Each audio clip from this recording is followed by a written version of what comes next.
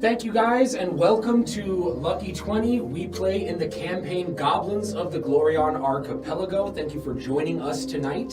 We do have a few announcements on some dates that are coming up that we're going to be playing D&D. We have at the Games Expo in Phoenix, August 5th through 7th. We are going to be running a one-shot out there called Hovel of the Sea Witch.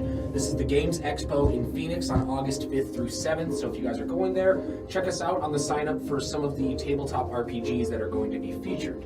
We also have some dates here coming up in July. On July 23rd and July 30th at Games U in Gilbert, we have a one-shot, the same one, Hovel of the Sea Witch, that you can come check out there. We're going to be running these at about 4 p.m. on either date, and we have signups that will include a link to our event in the description below, guys. So, thank you for coming out with us, and without any further ado, let's see if we can get lucky.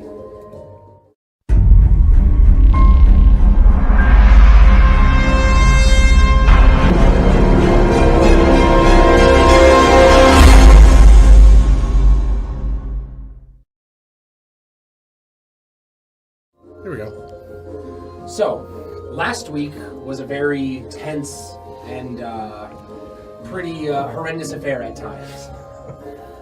First things first, we went to them finishing up all their errands for the day and a few minor things here and there that people had to discuss before the competition of peace started that precedes the celebration of peace that was coming this evening. There were conversations with several people, but after Kroll and Foxner went to the tournament, Zakhan went to go investigate the Temple of Hesliora, while Vircan stayed back to have a conversation with Vasilu about the upcoming meeting with the Wickerkin. While at the Temple of Hesliora, Zakhan had an interesting altercation with one of the priests there alongside Nilty, the fellow business owner and rogue. After this conversation turned south, they had an altercation in which they had to knock him out. There was the start of the competition in which Vircan unfortunately didn't have a very long competition debut, but he did have a good match against his first matchup. I'm 0-3 in 1v1s now in the campaign.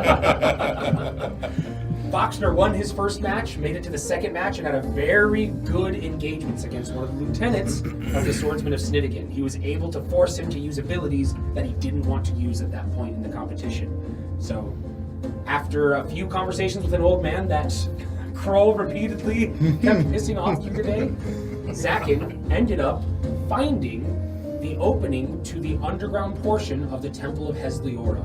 Upon going down there with Milty, he came across some sort of many-armed spectral creature that came out of a mirror and forced him to have to leave at a rapid pace. He made it out, but his friend Nilty did not.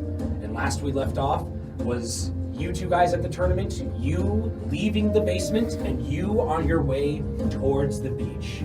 So, before we get into it, we're going to do a luck roll. We do a luck roll first thing at the top of our game to determine if anyone here has advantage on their first roll of the night. If any of my players get a critical, or a 20, all of them get advantage on their first roll of the night. Otherwise, whoever gets the highest roll gains advantage on their first roll. So, let's see who's got it. Wow, not bad. 16. The classic 4. 15. Son of a bitch. 14. What have you've won 3 out of 5? No, I think he's won 2. No, I've won 3 out of 5. This is 3. Oh, one's a Yeah. crit, right? Yep. Right. Musika, come on now. So, where we are starting off. Foxner, you have just had a magnificent performance at this competition. How are you feeling about your improvement in your sword skills? Like, what is Foxner thinking these days as, like, you know, he had a pretty good showing. He made it through one victorious match. He definitely is very full of energy, with like confidence in his sword skills now. He definitely knows he's improving. And because of that match and from what he was told to him by the lieutenant, that he felt really strong moving forward. You can see a confident Foxner as he approaches the bench that you and Arleg are sitting and sipping at. Alright, that was great. You can see a slightly tipsy, looks like Kroll, and a definitely tipsy Arleg as they have a flask in their hands. It's like, you did great, boy. You did great. I know you. You gave me so much shit. You kept telling me I wasn't going to be nothing. And look at that. Little old me. Good job. Proved Finally. you wrong. I'm sure he meant it as endearing terms. No, yeah. He's just a dick. Still got a long way to go, but yeah, you're doing really good. He's also had a serious contest of wills against the elderly. Kadrick's dad. Oh, Yeah, he's lucky he's not dead. I've met him, and he actually, yeah, he's an interesting character. He's always in our business all the time. I don't even know why, but Right? Like, he's coming up to us while we're training, going like, "Oh, look at you stupid dumbasses." You should really pay a little bit more respect to the elders, but he seems terrible. yeah, it was just a lot of stress with this competition and everything. I think I need to relax. I definitely need to go. That's what I needed. As you grab the flask and start drinking to enjoy the rest of the competition, you can see that it looks like there's another match that's coming up. Odd is one dude, even's another dude. Only I know. Even, you see as Kadrick Snittigan comes up to a match that you get to view. As you can see that this match is going on, you can see that it looks like this is against some kind of person from the Dagger Hearts that seems to have made it. You can see they're using daggers. Kadrick, you can see he's using a longsword, and you can see that he's using a short sword. You can see that, well, actually, no, that's not allowed here. He's using 2 short swords, actually, is what you see. Okay. But you do know that when he was training, he was using long swords. You saw him previously, so you're not sure why he's using short swords, actually. But you guys do see. Let's roll. Let's keep this kosher. Let's swap this just in case. Okay. All right. You do see as the match goes on that the skill disparity between the two kind of becomes apparent after the first trade of blows. You can see as Kadrick parries off both the blows of this first combatant from the Dagger Hearts, is able to hit him with ease. And then the second time, they're able to trade more evenly, but it still goes to Kadrick. And on the third one, Kadrick is able to just go around him with ease, and before he can even strike, hit him twice and move away from him. And he just has like a perfect final round against this guy. Wow, that was amazing, Kadrick! Yeah! You watch as there's an elderly man that's like, once again, near you guys, saying, "That's my boy, a man with respect for his elders." He turns and looks at you, his wife holding his other hand, glaring. Yeah, I'm just In it. going. You can see that she's at least a level 10 Karen. Level 10. As you guys are continuing to enjoy the match, Foxner, you are still enjoying the match. Vircan, I meant.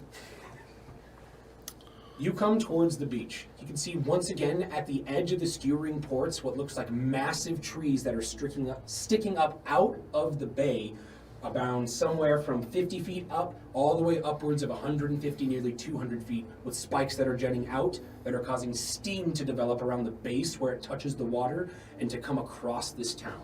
And as you make your way towards this steam-covered beach once again, you can see what looks like that elderly man that's on the beachhead that had previously been approached by Kroll and sold him that chain is walking around down here. You can also see what looks like Miskil, the snake charmer, is here as well. As you get closer and closer to the beach, though, you are feeling like more calm the closer you seem to get. Okay. And it's been a rather tense day for you. Yeah. I guess I will, feeling that I'll keep going. I'm going to try and kind of follow the feeling. So if it's still leading like towards the water, I'll go into the water. If it starts to, I don't know if it works this way, like Pocahontas with the wind type of thing.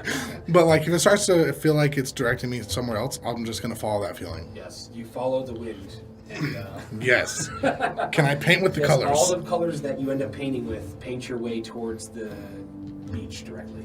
Perfect. And as you go into the beach, your vision, you're looking down, and it's a pretty nice day. It's pretty calm. Like, there's not very many waves right now hitting and crashing the beach. There's obviously a few, but it seems to be pretty slow.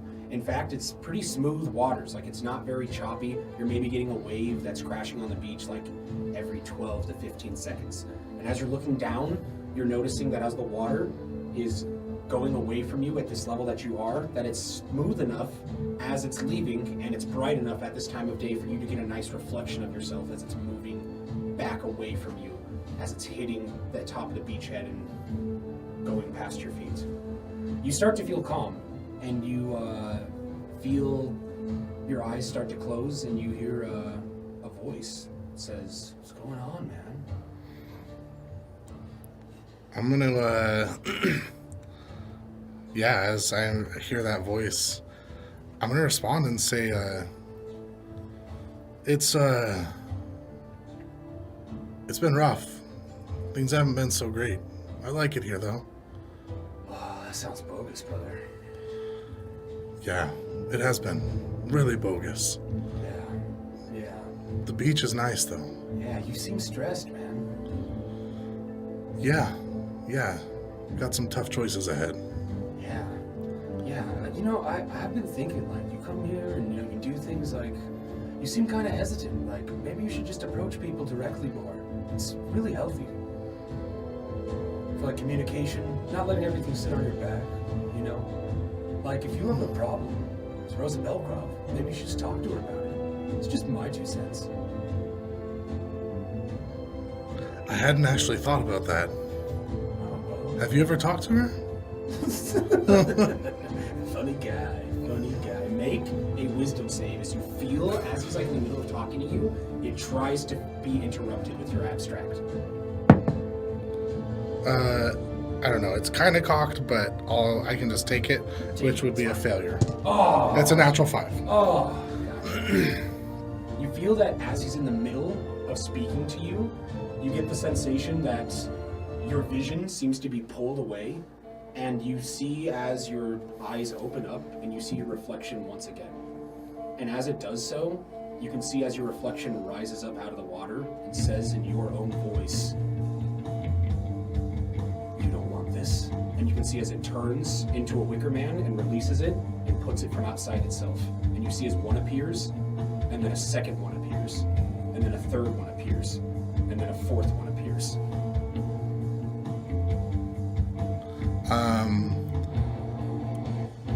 Looking at myself and seeing that, I'm going to say,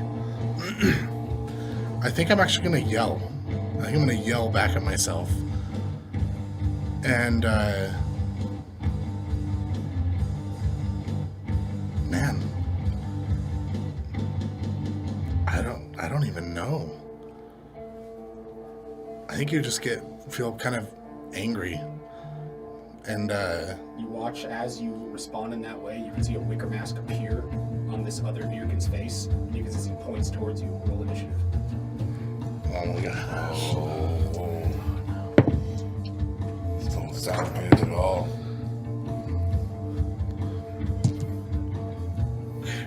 You roll a crit.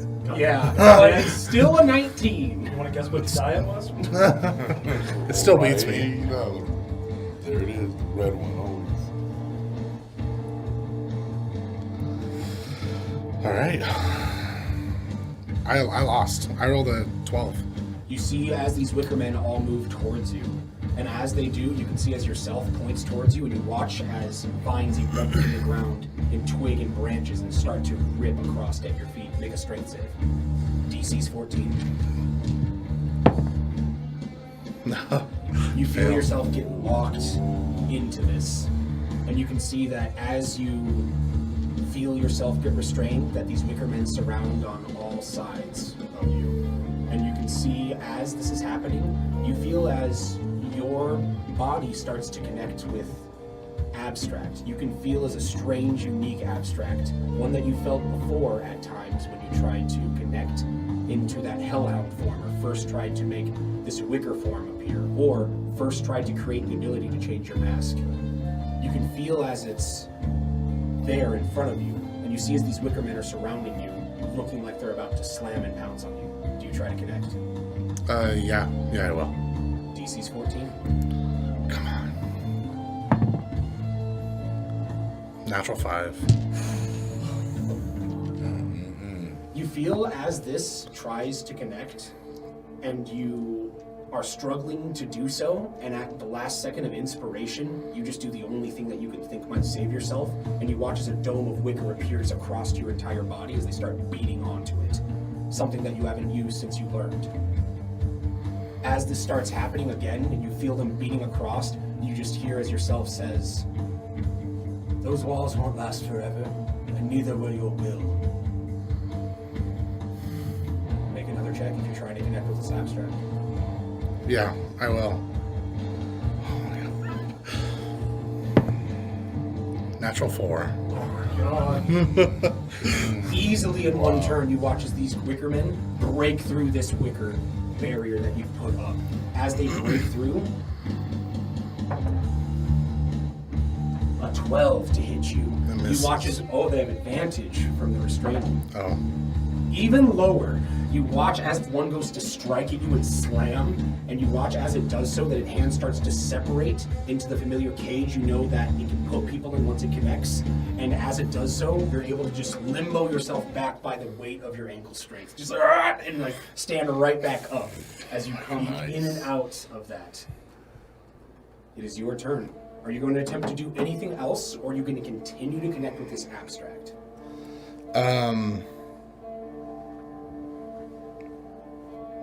Yeah, I've got to connect with this thing. So, what is Vircan feeling right now as he's in the middle of this fight against himself, but clearly are way more in tune with Wickerkin? I think that he would be just wondering, seeing that and not being able to think of what might be able to offset that darkness and that power within him, and kind of wondering what the other him wants from him. A little bit, yeah. Wondering what he wants, and he might even would say that, calling out, "What do you want?" And still trying to just, thinking mostly about preserving his life. So you get an answer, but not from him. You hear a female's voice in your head. For your decision to hold weight one way or the other, to not flip about in the wind at every new source of information.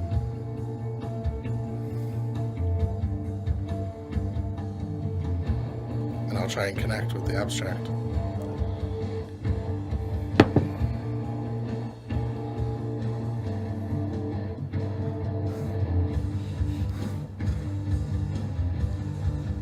That is a 14 exactly. A 14 exactly. Oh my god. You feel as you connect with this abstract, and you can feel that there's a few different things that happen here. You can feel as either it looks like one of your limbs is going to start to elongate, or you feel as your body starts to slip through in plants, or you feel as your body starts to transform. What do you do? Three things. I will slip through the plants. You feel as your body slips through the plants, and you can see as it runs through one of these wickermen, and you can see as you do so, you're able to pop out from one of them 20 feet away from where you just were in this entanglement. And you watch as yourself looks at you in confusion. And then you can watch as he directs the wickerman towards your direction. You still feel this connection as you move your body away, and you can see yourself looking towards you, clearly knowing that you're the one that controls these things. If you're going to try and stop this, you gotta stop yourself. Okay. Yeah, I'm going to, hearing Rosa Belcroft's voice, right? I am going to respond, and I'm going to say, I'm going to shout. I'm going to say, "You want me to commit? Then I'll fucking commit!" And I'm going to look at the Wickerman, and I'm going to point at him. Ooh, contest yourself.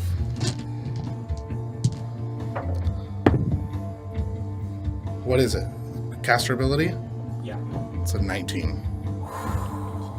What'd you roll? A natural 13. A natural 13. Wow. He has a 20. Oh, no. Wow. And you No feel way. a voice say, it's going to take more effort for true commitment. And you can feel as you feel a little bit empowered, guided almost, as you see these wicker men coming towards you. 2 are able to reach you. 1 misses, and then a 16. A 16 is my AC. 16 is your AC. You take 16 points of damage from this creature. I'm unconscious. Gotcha. As you drop down, you feel as you go and your face hits the water, and you feel yourself literally bounce and spring right back up. Right as your face hits the water. You're still up, moving around. And you watch as yourself is chuckling at you.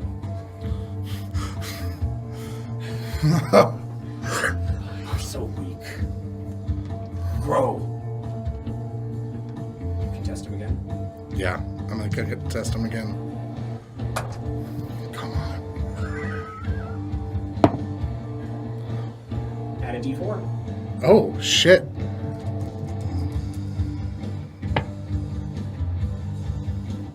It's a 28. Oh my god! You feel as your alter version's willpower is stronger than yours for the briefest of seconds. And then the words of Rosa Belkrov and just kind of yourself taunting you just drives you over the edge. And you watch as these wicker turn from the dark, purplish energy that's enveloping to the red fire that you have. And you can see as they do so that they start to turn towards him. And as he tries to get away, do you allow him to escape, or do you seek these things after him? I think I'm gonna send them after him. As you watch as these wicker creatures start to move, and you occasionally having to help out to corner this other side, you can feel as they're starting to go to town on him. They get him trapped, and it looks like you're at the precipice after several blows are dealt to him. Do you take its life? Yes. And I say to it as I do so, I say, there is only, and there will only ever be, one Vircan hideback. As you take his life, you feel yourself, and you can see what looks like Miskel, and you can see what looks like his mouth coming up as your eyes open up. You are drowning.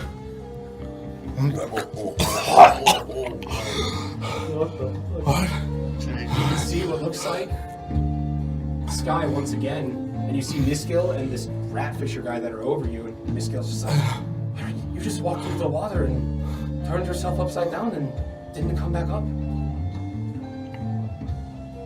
I'm gonna try and get up.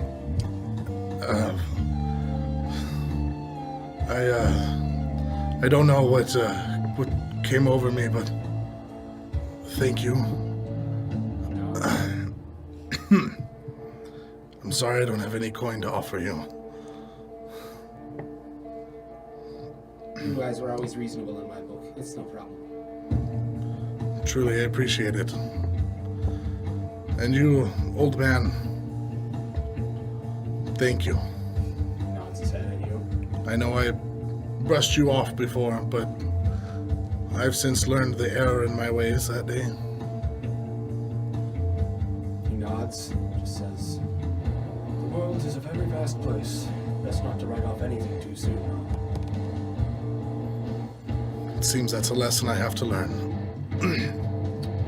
What do you do? I am going to... I'm going to get up and I'm going to start walking back towards the stadium. I need to approach my group. I need to talk to the group.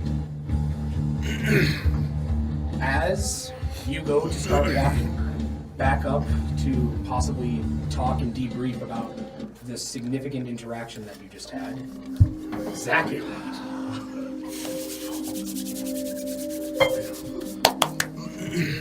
As you are coming out of that basement, kind of feeling like, holy shit, like in processing for a brief second, yeah, what's going through your mind?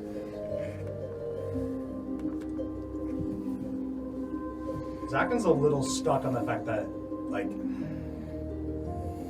he's going back and forth on, was this worth it? And thinking on, oh, he just lost an ally that was a useful and an ally he was starting to actually kind of bond with due to his greed to know more. And then he looks at the barrel. As you look at the barrel,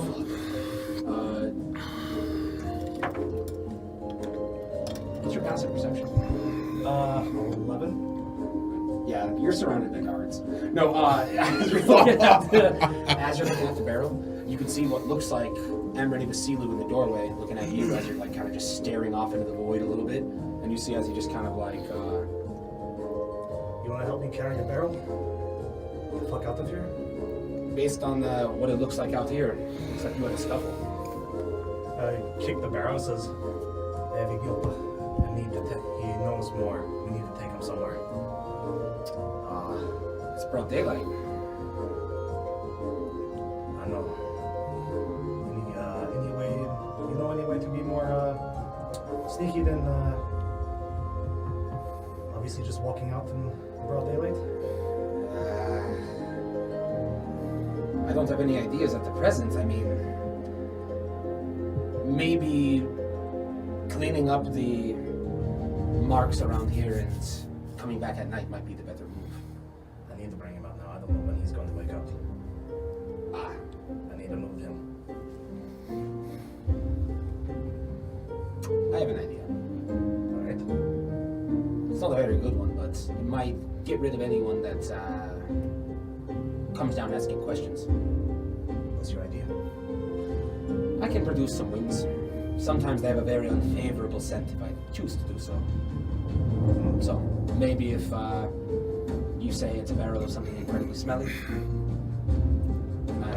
That's I perfect. could keep some people away.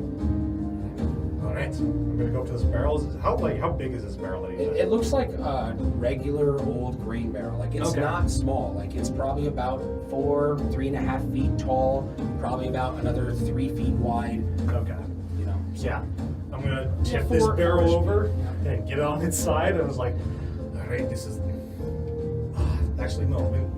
I like your idea. Thinking about it, how long do you think am I thinking it would take me to try and clean up the outside of where we're making a bit of a mess? you're talking about like the evidence, if you will, of Yes. the previous scuffle. You guys really just like move some pews around, and there's a couple of like burn marks here and there from like some lightning abilities that like kind of some of the shrapnel. So if you have your alchemist tools, you can definitely use certain things in there to like cover up certain varnishes and things like that. Maybe with about 5-10 minutes of elbow grease, you can make it look to an untrained eye as if nothing occurred. But serious investigation might reveal a thing or two if someone's very familiar with how this place looks. But And how long? Sorry, you might have mentioned it. I might have missed it. How long am I estimating that might take me to? like 5-10 minutes, depending on how you roll. I'll do that. Yeah. Okay, gotcha. Looking about like a 15 in order to get it all covered up decently. Flying colors. Natural 19. Natural 19. You're able to do so in 5 minutes. It doesn't take you very long. You're able to cover up most things. Any of the pews and chairs that are out of position, you're able to re-put back into position. A few blood marks here and there, you're able to clean up with ease. A couple of what looks like marks from some of the sparks that came off. You're able to just like use some of your things to kind of clean it off, so that way at the very least it doesn't look like it had any type of a burn or anything on it. Gotcha. It takes you some time. All right. Vasilu is helping you as you're doing so as well. He says, "You guys are a lively bunch. This is wow. You guys have a lot going on." You have no idea.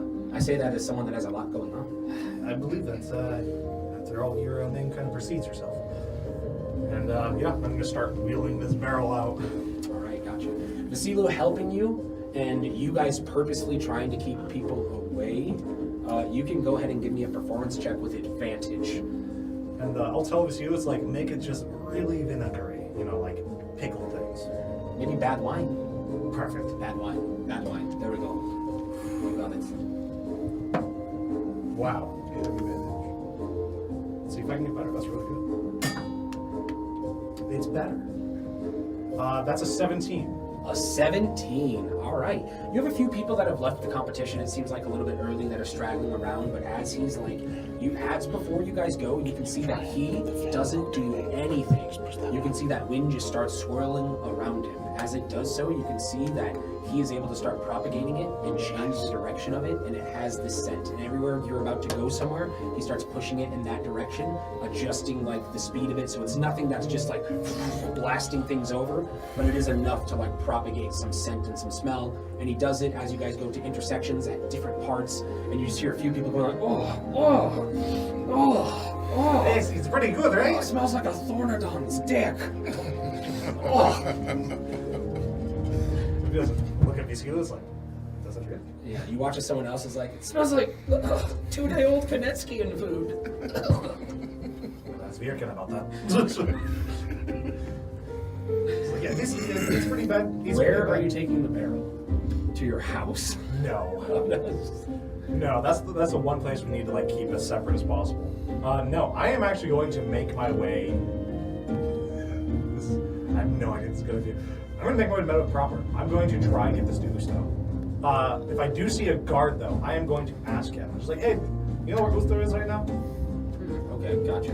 As you guys are moving the barrel along the midst of town, like random people, like there's a few guards that you do see that try to like get away, seeing the smell, but seeing as you wave them down, you can see that these are skewering port guards, and they just point you towards the towards Meadowhip area. But one of them says, if you wait for a second, I can bring a guard back to you if you want.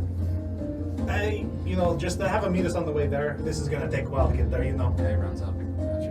And then you have one of the guards that kind of looks at you like, why are you bringing old wine to Meadowhip?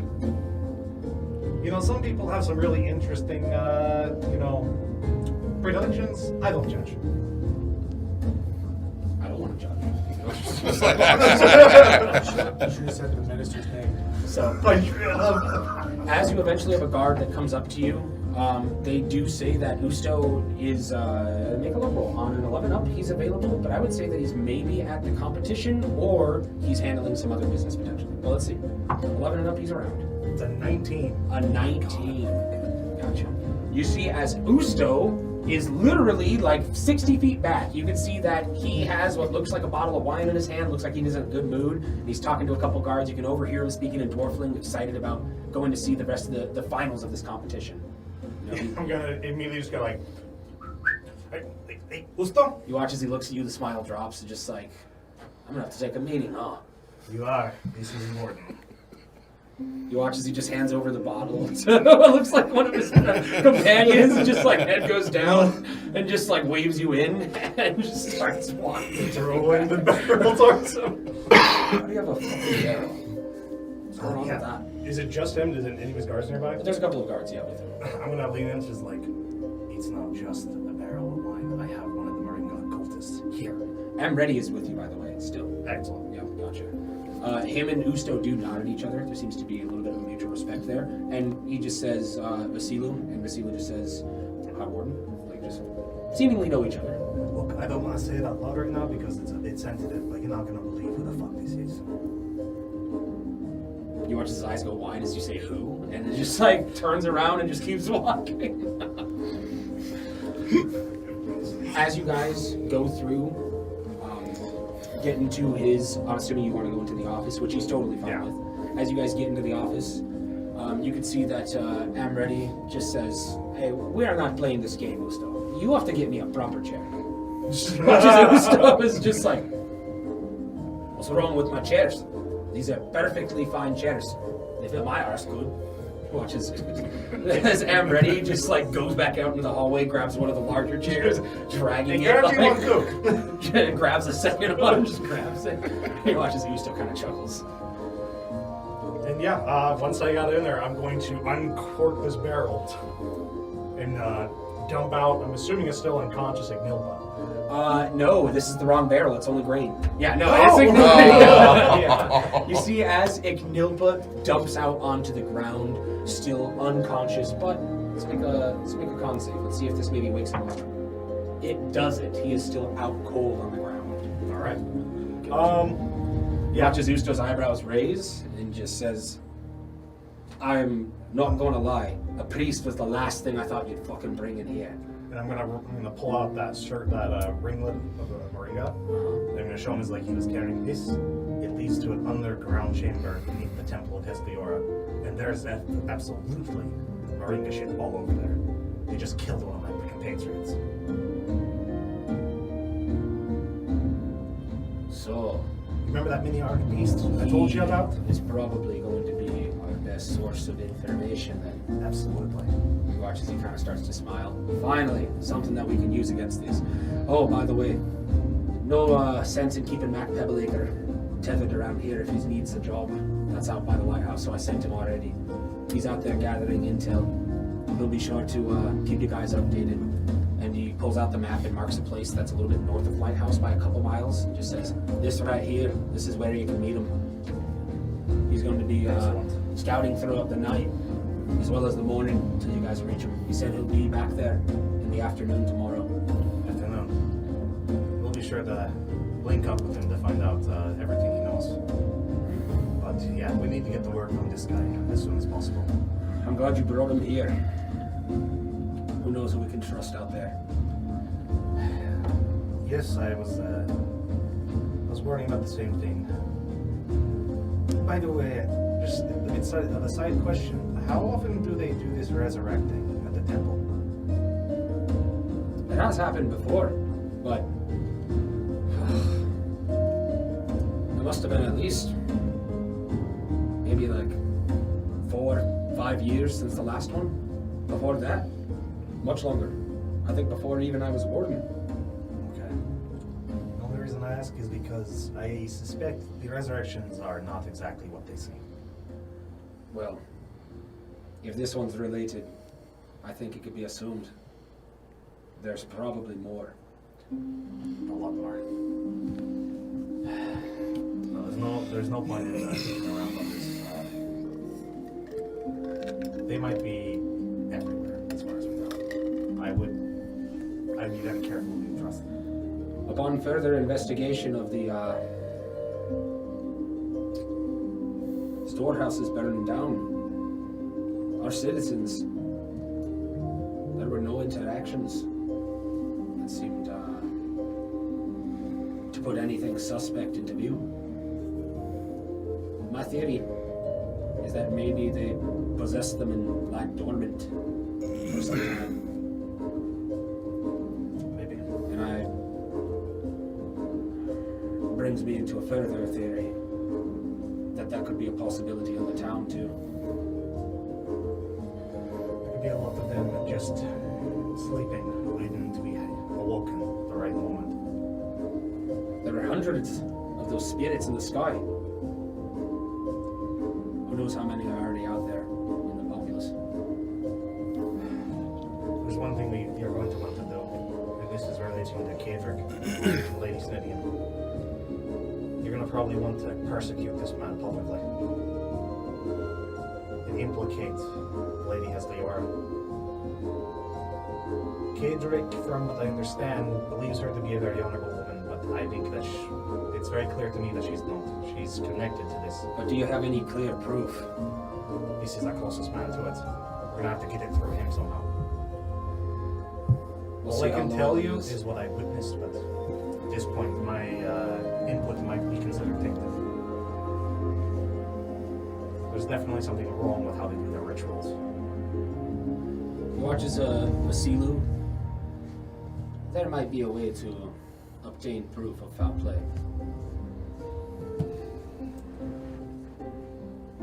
He would only be capable through eyewitness, though. There is a meeting going on tonight. That's, let's just say my chances of interrupting seem to be dwindling. But maybe we might learn a thing or two that can be used against Kadric Cadric and Lady Snithigan to publicly scorn them. Maybe. It's probably our best bet. What time is that meeting? Still don't know anything concrete, but I'm assuming around midnight or so, based on all intel I have right now. Don't know if I'll be able to make it there. We're going to attempt to save one of our comrades probably around that time. Or at least begin the operation of it, so. We'll see. Actually, no, I might be able to be part of that. It's a very charged situation. There is a lot of people meeting there that if anything is found out of any direct involvement from any one person, I fear that their life will not last much longer than a week, especially with these people. You watch as he kind of opens up some, says, there's going to be a meeting of some of those with the abilities of the Wicker, along with some of the mercenaries named Tuga and Cadric in attendance. That's a very powerful group of people. I also saw as Tuga swam towards the Vice Corps, and no signs or sounds of any hostility or any ill intent. Not that I saw. So why would he go see them? Perhaps to recruit them. I think so as well. There may be a representative from them, and they're in town. This is a very highly charged meeting. Interrupting it could further the embers that exist and spring a fire. So the touch has to be light. Public opinion would help some. That is true. If the people are adamantly against it and are actively helping us to oppose these things, that would go a long way. Even down to some of the things that may be needed to find out if people within the town are possibly possessed or not. What if we're able to implicate that? Because my opinion is after we extract everything from Ignilba, we're going to kill him. What if we put him out publicly but make it look like the Wicker killed him? Create the resentment in the town. I have a friend who could maybe make it seem possible that that's how it occurred. He watches, Usto thinks it over.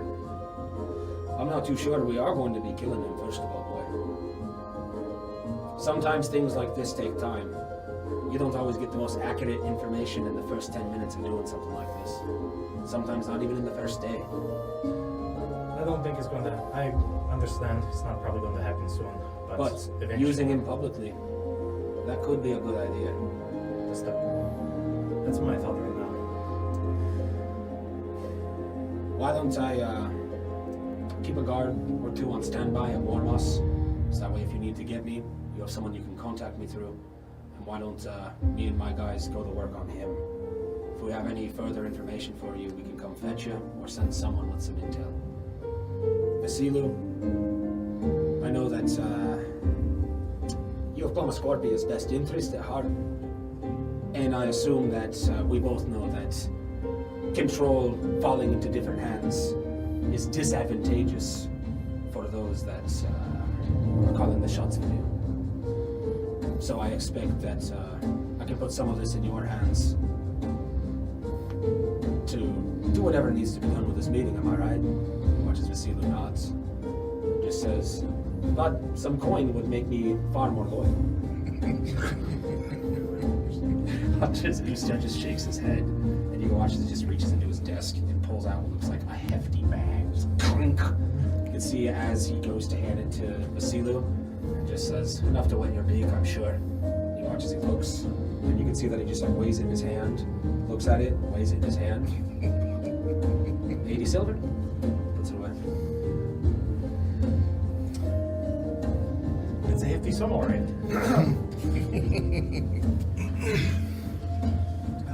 Well, gentlemen, thank you for the present. And better open this thing up, huh? Time to get started, eh? I'm going to go regroup with my people. They need to be informed about everything that's happening.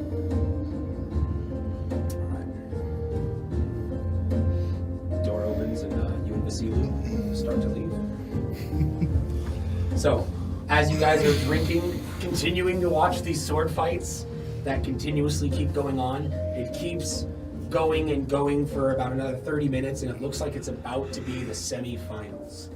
So as you see the semifinal match approaching, this is the final semifinal. Kadric already won his match. You can see that this is Tuga going up against what looks like another one of the ranking members of the Swordsmen of Snidigan. Right? Okay. So, Mario, you can make the luck roll for the Swordsman of Snidigan. I'll make it for Tuga. Okay. I have a modifier here. I won't tell you what it is unless Roll it matters. bad. Roll bad. 11. So, Tuga gets a run for his money. You can see that as these guys start fighting with each other, Vircan, you are walking up towards, and you, with your high perception, notice what looks like Arleg, Kroll, and Foxner sitting together, as you also look over and you see Tuga. And you can see what looks like a swordsman of Snidigan that seems to be pairing off a couple of his attacks here and there and actually going toe-to-toe with him. And you can see that he's starting to get a little bit butthurt as this is going on. And you can see that Tuga goes to try and get the first set of points, and he just totally misses both of his attacks. And you can see that as they exchange for the second round, what looks like Tuga ends up getting the better of this dude. And then you can see what looks like as these guys go trading once again, that Tuga lands solidly all three of his blows. You can see that as this guy lands two, he turns around and kind of like what was seen with Foxner, you watch as he surges with energy and goes to hit him again, and you can see as they tie. And you can see that as they tie, this dude, he's been hitting Tuga, but Tuga looks fine. This guy looks beat up, as they're fighting. They've had even in the trade-offs, but this dude is definitely taking more of the brunt of it. So you can see that a tiebreaker goes on. And as they go up to do this tiebreaker, you see as Tuga gets up to do this, you can see as he grunts, and you can see his abstract forms around his fists. And as he does so, you can see as he clocks this dude with one hit and knocks him out, and then proceeds to hit him one more time and is about to hit him another, as you hear Kadric's voice yell, "Stop!" And he just barely stops right before he's about to kill this guy.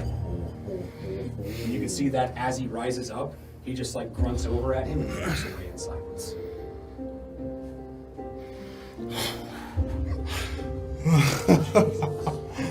Looked close for a second, though. That looked close. You see as the crowd erupts, though. Just tons of people that are cheering. And you see as a few of these daisies fall out in the crowd from these little girls that were selling them. Watch as this dude is spitting out teeth, getting his back lifted up by the priest. You can see as they're grabbing them off the ground and slowly getting him off his feet as he's dragging ass. Clearly messed up after that. Yeah. And you come across Foxner, Arleg, and Kroll. Arleg nods to you, just says, "There's some fine events." Gestures to Foxner. Oh, I'm sure you did well. What'd you last? Did you get to the second round?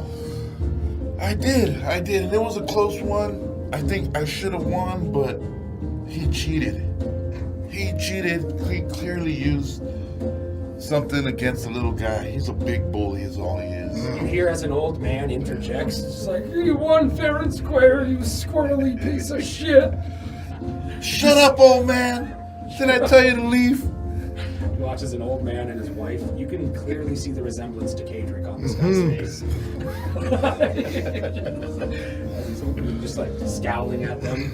There's definitely something going on here. Yeah. There's some weird energy between these people and these guys. I'm gonna just be perhaps you should offer him a little more respect. You're right. I should. I've just been really stressed here. And you look a little stressed yourself. What's been going on? Oh, don't worry, I'll tell you. Just something that's gonna make all of us stressed. Oh, great. Good down it. You doubt it? Yeah, we're already there. If you make me more stressed. No, you're not there, buddy. Not yet. No. You should have seen my battle. It was You amazing. again. You should have seen mine. My battle on the It's been beach. enough time. Let's see if you and Arlig are I'd poisoned. love to hear All right, about it's it. been enough time. Let's see. But I'm sure that yours was Yes, incredible Arlig too. absolutely. We'll have to trade stories. Absolutely, absolutely. You are still good. Yeah, little burps and hiccups here and there, but you're good. As you guys are conversating, talking about some of the previous matches and going over Foxner's previous victory and then how that resolved, and some of the annoying confrontations they've had with this elderly man throughout the day and throughout before the competition, you guys see as Zakhan starts to approach towards you. Vasilu will break off. He has to say that I'm going to go let my associate know some of this new information, and then I'll come meet you guys at Warmost. Sounds good. He says to watch what you say to Vircan. I agree. I understand. So I walk to meet them. And as I walk up, I see he's holding that flask, and I just take it out of his hand. No, And he watched me for the first time ever. Just uncork it, and I just start like gashing it. He watches Arlen's eyebrows raised and just said, right? Yeah! Yeah! I just started just You watch hyping it several up. people just like, now it's with you, start cheering, yeah! As well. I'm gonna do a double take, Yeah, and as I drop it, I'm like, but then I want to go find Kadrick and try and talk to him just for one, like, quick second if I can. Gotcha. You were also looking for Kadrick, right? Gotcha. Do you mention that to anybody? No. Alright, gotcha. Make a perception check. He's not like hiding or anything, but there is a lot of people here. Not super great, but a 13. That's about what I was thinking. Yeah, as you're looking around across the crowd, seeing all sorts of people, you can see past what looks like a few different people that are down. You can see, not immediately, but once he stands up, what looks like around that person that just got the crap beat out of them by Tuga. It looks like he was next to this guy, and you can see that he's walking from where he is, and it looks like he's walking towards his wife that's in the stand. You also see as Kadrick looks like he's walking across the plaza, and it looks like he's walking towards the stands, like towards you guys. Okay. Yeah, and I'll approach him. You see as Vircan hops up and starts running towards him. As you go to get to him, you see that he notices you, and he just says, 1 second, please. And you watch as he goes up to his wife, and you watch as he points back, and you see she gets up and starts walking towards that way. Just says, what's up? I'm gonna say, well, looks like it's you and Tuga in the finals. Thought I would maybe toss a piece of advice your way. If you mention his father, it makes him extremely angry. He will attack recklessly. Good to know. Good to know. It'll be powerful, but if you can dodge it, it might leave an opening.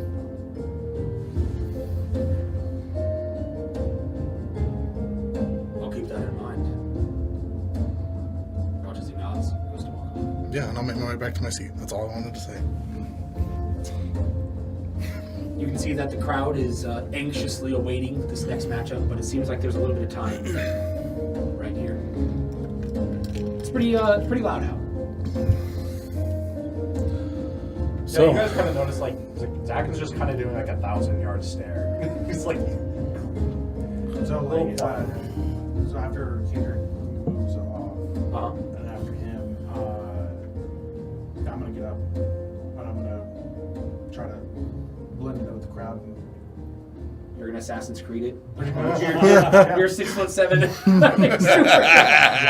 Go ahead and give me a stealth check. Straight. Yes. Blend in, see if I So can you make can my see, way yeah, around. if you can stealthily. I'm just curious how well this goes. I'm way too drunk. for As this. you watch, as way too you drunk can for this. see as Kroll like ducks down, trying to be like stealthy, like Crunk, you know, like, a person in your group. And as he slinks down and pushes his elbows out, you can see as a woman's like, "Hey!" As like he accidentally elbows her back, and like, the kid's like, "Ah!" As he just gets, and he just like starts bumping back and forth against people. And he watches, it's like obvious that someone's moving through at this point. And you see he kind of rushes up to Kadrick Snittigan real quick. I'm gonna follow him. You see as Kadrick turns around hearing you walk up, just looks back, just says, "Oh, haven't talked to you since the trial.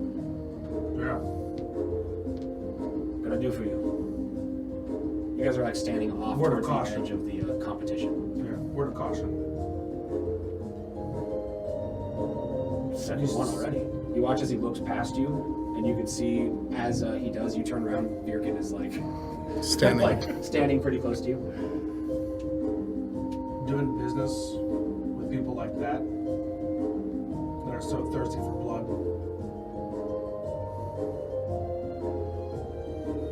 may not have the outcomes you're looking for, or may come at a price that's a little bit steeper than you're willing to pay. That's all I want to say. I'll just walk off. You hear him respond? Maybe. As he just turns. I'm going to go back to my seat. As you guys all gather up again, just to see as Arleg, well, I'm pretty excited to see what happens next. Same. You know, You watch as he looks at Zakhan. She says, "You missed a great bit of this competition." Don't care. Do you want to take a bet for this final fight? what'd you tell him? 30 silver on Kendrick. On Kadrick. I want to see him win. No, actually, you know I'll what? take your bet. There.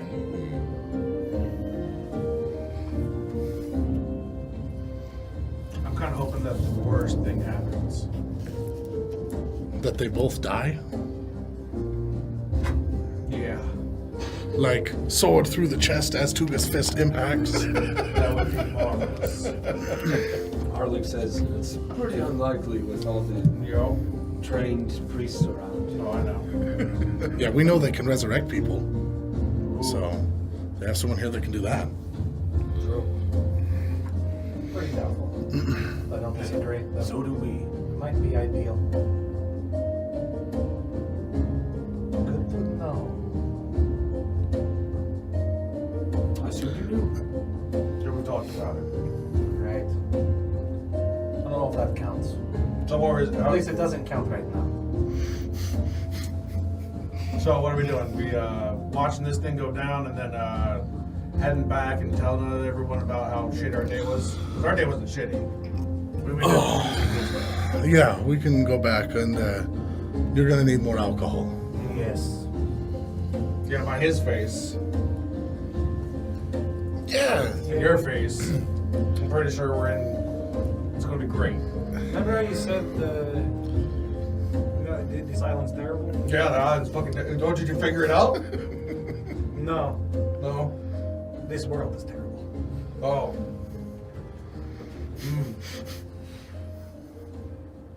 You guys are always so negative. I think it's a Tuga! I think Tuga! You guys see as Tuga goes to enter the ring that the crowd starts to cheer a little bit as he does so, and as Kadrick comes into the other side, you can see as once again there's cheers, and you can see as Tilpus takes the center stage and says, "Everybody, the finals that we have been waiting for to see who here truly is one of the greatest warriors in the ports, and to gain the blessing of the celebration of peace. Now, without any further ado, let's get this done."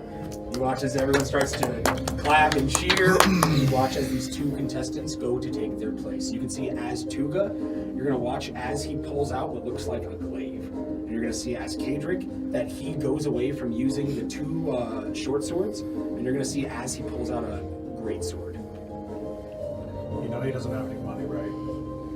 I know, but he's gonna owe me all of it. I thought about that too. As these guys go to shape up against each other, you can see that several people in the crowd are waiting anxiously as they're seeing this. These two guys about to go at it who, you know, Kadrick's looking a little bit worse for wear than Tuga is at this point, but Kadrick's fights, he's been victorious, like, far more stunning victories than Tuga has. So it's definitely been a little bit of back and forth.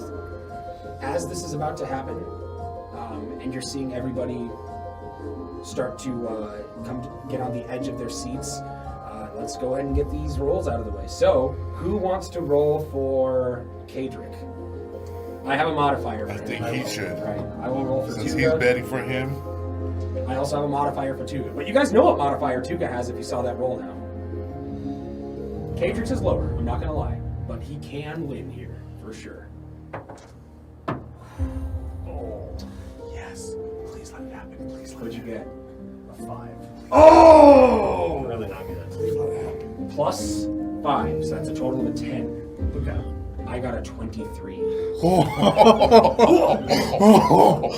let him say something about his dad, and Tuga just fucking just goes banana boats and kills him. Please let him happen. You guys will see what looks like the first exchange between these guys, and you see as Tuga's blows get parried off and Kadric makes a clean swipe at it. And you can see that as he does so, he notices that this slash doesn't go deep enough. So you can see as he strains and really grunts into his strike, holding his ground, and you can see that as he goes on to the next slash, that his feet like shift in place, sinking into the ground some, and you can see that it slashes and actually draws blood off Tuga. That's significant. And you can see that, wow, he looks like he's really good with that greatsword. As this happens, you see as Tuga gets a little bit mad, goes back on the exchange, you watch as Tuga knocks the greatsword out of his hand on this next one and punches him twice, bloodying him up decently. And you can see as Tuga starts to snarl at this. As this next one is going, you can see that Kadric says something which looks inaudible to the crowd as it's, hyping up. And you can see as Tuga looks at him, and you can see that you guys hear this. Just, what you say? He just starts to beat on his chest, and you're going to see as his brownish green form, the coloration on his shell starts to go from a greenish to a brownish to a reddish orange, and you can see as his size morphs and he becomes large in stature.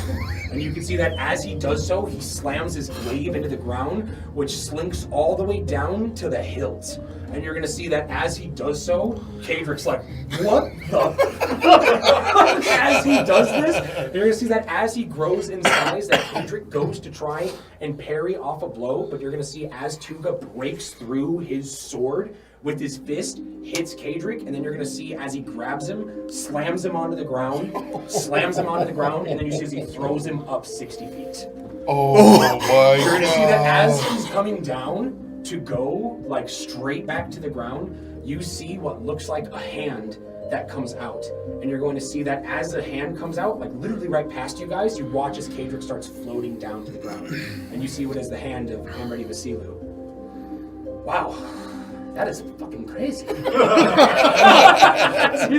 Kadric is just floating down to the ground, and you see as Tuga just like, and just like saunters off in this, and slowly you watch as his color starts to change as he starts to leave, huffed.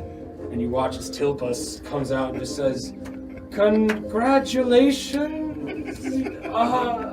Sorry, everyone. And you watch as the crowd is like, some people are kind of cheering, some are kind of booing, some are like, what the fuck was that? It was, yeah, that was, you can see there's some people that are definitely stunned that just happened to Kadric. Holy shit. What the fuck did you tell him? Tell Kadric? Well, I heard about this from you when Practice almost got fucking killed. Well, to be honest, I kind of was hoping that he was going to kill him. I thought that Kadric was a good enough combatant that if he made Tuga mad, You made him use his greatest strength in a contest of peace. He went 60 feet into the air. I guess you owe me 30 silver. Watches Amredi Vasilu laughs as Kadric touches the ground. He watches his wife goes up to him, and you can see that as she does so, a couple of the other priests go up to him. You can watch as they start putting their hands on, and you can see that they're doing clearly a medicine check as he wakes up out of that. He's a hardy guy, and you can see that he just got hit by Tuga like 4 times in a row in that last interaction. He got smashed into the face, slammed on the ground, then thrown up as well. That was freaking awesome! Yeah! A few people are just like laughing, and as you're saying so, you watch as Kadric gets up, just like kind of like dazed a little bit. You can see that he's clearly disappointed in that, and is just like surprised. You can see that he's just like talking to the people that are around him briefly. Well, hopefully none of us are ever at odds with that man. You do realize the way we've been going lately that that's definitely going to be the case. We'll see. We'll see. Vasilu says, well, I'm glad I came back here to see the finale. That was pretty interesting. You have something to say? Nope. You look like something. No. It looked like there was something to say. No. Cat got to your tongue? Yeah. Shy? Yeah. Don't like talking in public? Yeah. Something like that. He watches you, like, looks around, and you can see that he sees this old man glaring at you. Yeah. Says, pissing off the elderly? Oh yeah. All the things. Just fuck it. It's one way to live. Well, I'm hungry. I don't know about anyone else. So I'm drinking my bread today. We'll see you guys at the Warmas. Watch this show stay off. Oh, you're joining in on the shenanigans?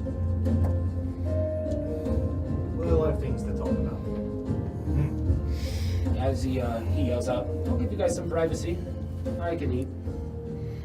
I'm sure the Warmouse is going to be slammed. Also, you guys don't have to go directly to Warmas. Like, you can go to... Go to our own house, right? Yeah, exactly. That would probably be the most private place. To go to as private a place as possible. You ready, little buddy? I'm gonna grab him. Let's go. Got our leg? Yep. Yep. He's totally like, woo! It's like I'm flying.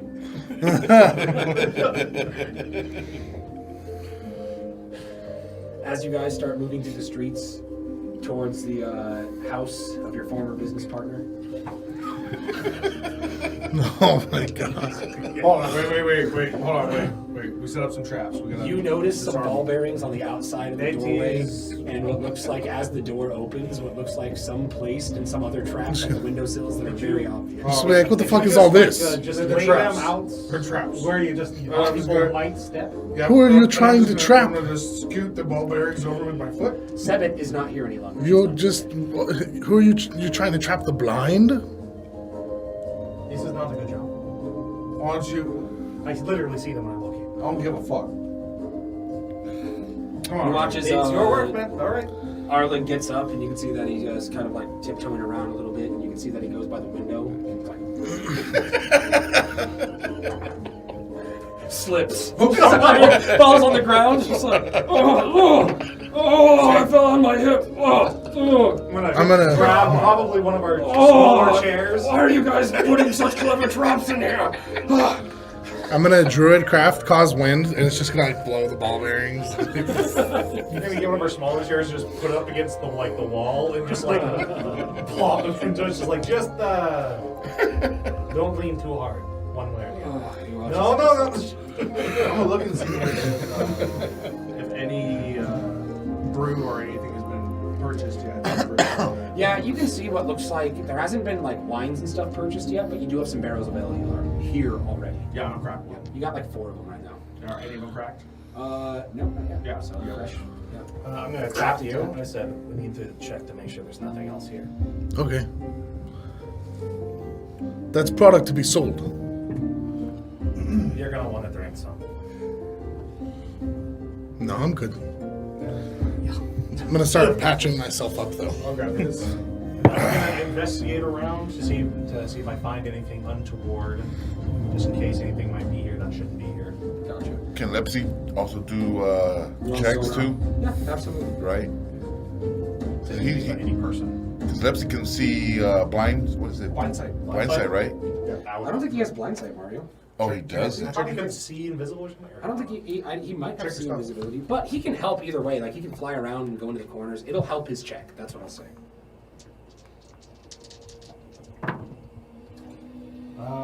It's a 21. Yeah, you're looking around the area, and you don't notice anything gonna that patch seems you like up. untoward in any Yes, I corners do, or definitely. anything that looks out of place, out of the ordinary. What you do notice is that behind the 12 bar, you points. do see what looks like a Yes. floorboard that looks slightly out of place. As you go to lift it up, you can see what looks like some coin in a pouch that's down there. As you're looking at it, you're just like, Yeah, grab that. yeah, gotcha. Yeah, go ahead and make a dexterity saving throw. No, I'm just kidding. I'm just kidding. Grab it. Yeah, you guys can hear some clinking of coin and a floorboard being pulled up behind the bar, and you can see as Zakhan pulled up, it looks like a coin pouch. As you're looking at the inside, it looks like there's probably about 40 silver pieces. We just barely tried this at the Colosseum. That was a terrible place for our safe. I didn't put it there. I'm gonna take out 10 silver of that and toss the bag to you. Whoa, what are you doing? He's in debt to me. Yeah, but is it finders keepers then? Is that what we're doing now? It doesn't matter whose that was anymore because as I like sit down and like take a long swig of the ale, Nilty's dead. Wait. What? What? Nilty's dead. He was killed by the circles of Moringa. What? Where? How? You were on gone Do for you like a couple remember hours. when I split off from you before the tournament? Yeah. Yeah, for like 45 minutes, if that. Yep. Yep. Like an hour. Yeah. Well, I saw Nilty near the temple. I thought an opportunity. There's the celebration. And maybe this is the time we could maybe find some things out about the connections of the temple and the Moringa. Wow. So then the temple was We involved. captured Ignilpa. He had a ring that allowed him to walk through a wall within the temple. And I'm gonna hang it up. Show us. Put that shit down. Isn't that the shit that killed our brother? Cobb had one of those. Yeah, yep, no, put that shit on the ground. I'm gonna pocket it again. Oh, God. I I'll try. went down and tried to investigate it with the penalty. And against his wishes, we pushed forward and found a sanctum of some sort for the Moringa. And you remember that many-armed beast? There was Yeah. a Oh my spectral, god, it gets worse? Did you say, much larger. what do you mean by Oh spectral? my It was- god. It means It ghost. was the same thing. It was a ghost, though. It was much bigger. Like, solid things would pass. Under the temple. It came out of a mirror, and my reflection, kind of like how when you mentioned the House of the Lost, my reflection was acting independent of me. Yeah, that And happened that to came me. Yeah, out. but nothing came out of the mirror, though, in the House of the Lost. And it didn't give me any vibes of dangerous at all. Oh, it This did was, me. It winked at me. This was a different thing. What winked at you? My reflection. At the House of the Lost? Yeah. You never told me? After Regardless- everything I've told you. This thing killed Milty. I wasn't able to save him, unfortunately. What the fuck? And then you take his gold. You're not bullshitting. Watches Arlig interjects. Silver. You are a sword. It's, I'd like to say it's what he would have wanted, but I'm No. full of shit. Wow. Wait. Who do they? So Oh, I need to know. Who saw you? you? You need to know more? Do you? As far as I know, nobody saw me. I managed So- to take Ignilpa. Usto's currently working on him to get information. can What this does- ghost project Arlen. us or you to somebody else, like in the circle? I don't know. All I know is it's very strong. It nearly killed Milty, it seemed like, in a few seconds once it got on him. I mean, we all So- know he was a tough guy. Okay. Not Okay. your fault. You saw him die. Horrible. I was protecting him with a spell when I made it through, and I was trying to reopen the way for him to escape as well. Uh-huh. And I felt my connection end as if there was nothing for me to maintain that connection. Wow. So- Okay, yeah. I am assuming he is dead. So What's- you don't know if he actually is dead. He's I probably didn't see it, but the creature didn't seem like it was trying to merely, tickle him. well, take him captive. It looked like it was trying to kill. That is.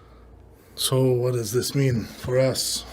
This means We that lost we our might manager. get, well, it means We still have Etlin. we technically own more of the business, so we get more proceedings, but we don't have someone to run it unless we can get Milty's associate that he had here to take that over. He does have a couple more associates, just to be clear, at Ike's Pickled Port. Mhm. You guys never got the names of either of them. But you did interrogate one of them, so... You know who's gonna be happy about this? You know what they look like? Ike. He doesn't Why? owe me any money anymore. I think that he's going to be the opposite of happy He's gonna about be this. more unhappy. I think that he's going to expect you to pay his debt because you Wait, was just it Ike got first his of all? I thought it was Ike debt. that owed him. First Killed. of all, who gives a shit about that? Oh, he knows the other way around. That That's is right. Oh, yeah. really unimportant right now. Yeah. Huh? There's some really stinky shit brewing around here. What do you mean? They were under the temple. Yeah, I told you from the very beginning when we fucking went The down kids there. are right next to the temple. Yo. That told is the worst place for an orphanage. What Wait. if they're influencing the orphanage in some way? Oh my god. Yeah, So- Take a big old drink again. I wonder if Lady Snittigan's in on it. Oh, What, I mean, are you sure? She might be. She might be not. I'm as certain as I can be, just short of seeing it myself. Yeah. Like I said, I really hoped Kadrick had died. When he got, What- when he got thrown up in the air, I was like, oh, it's the moment. Oh, it's the moment. Oh, and then it didn't happen. So, what crawled up your ass to make you just go on this fucking mission into the circles of Moringa temple by yourself without any of us? I guess you could say my thirst to understand and learn more about our enemies got the better of me. Oh my god. I felt like we were too many steps behind them, and we needed to get some kind of leverage, something to give us what felt like was a better chance, because we were walking into this lighthouse completely blind. Oh, hey, what? This might give us the information. But that's not something we do. What'd you do We with don't. the- We don't just go. That was like rule number 1 when we got here. You're right. Yeah, pair up. Well, he paired up with. That's why I only did it because I had Milty. Yeah, he paired up with Milty. I wouldn't He's have done not it a. so long. He's not a revenant. No, you're right.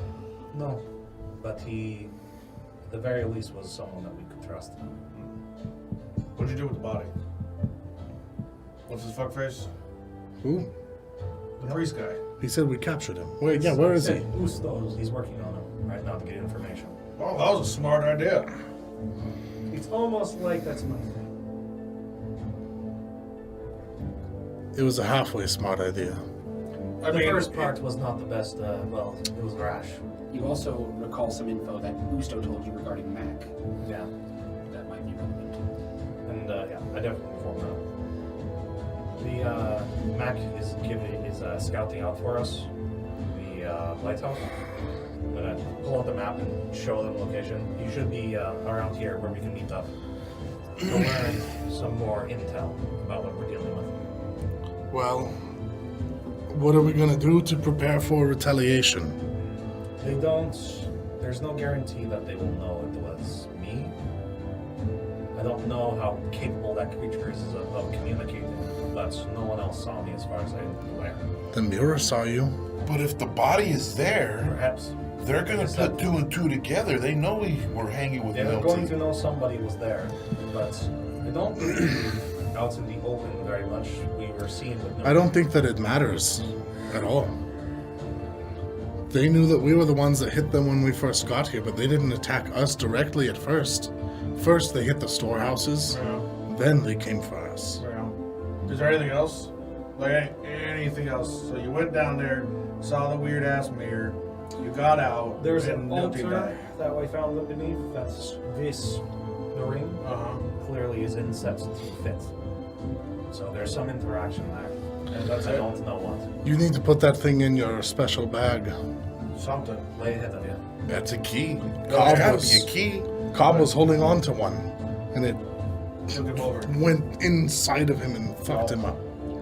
I will make sure that doesn't happen to me. I'm not interested in going through the same problem.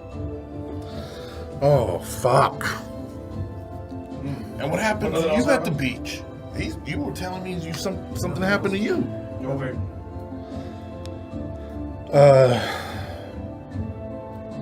Well, while we're in the spirit of sharing good news, Yeah. I'm not worried when you're the one saying that. Well, because I his don't- good news comes with better attachments. Does it? Oh yeah. I don't think that I'm can help with this meeting that I'm going to tonight. Oh, you're going. I think he was Yeah, I have to be there. Oh. Summoned by teacher. But learned of possibly another Tuga.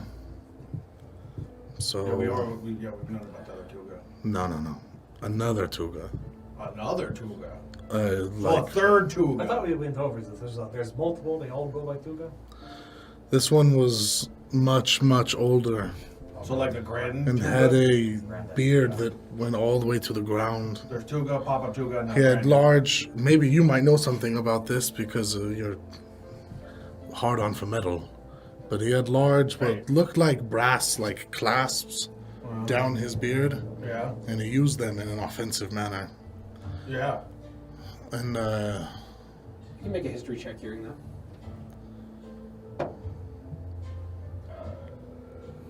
who? That is going to be a 9. Damn it! Nothing is coming. Oh wait. Is this Oh. your first roll tonight? Oh. Nice. Come on now. Oh, hey, there we go. 13.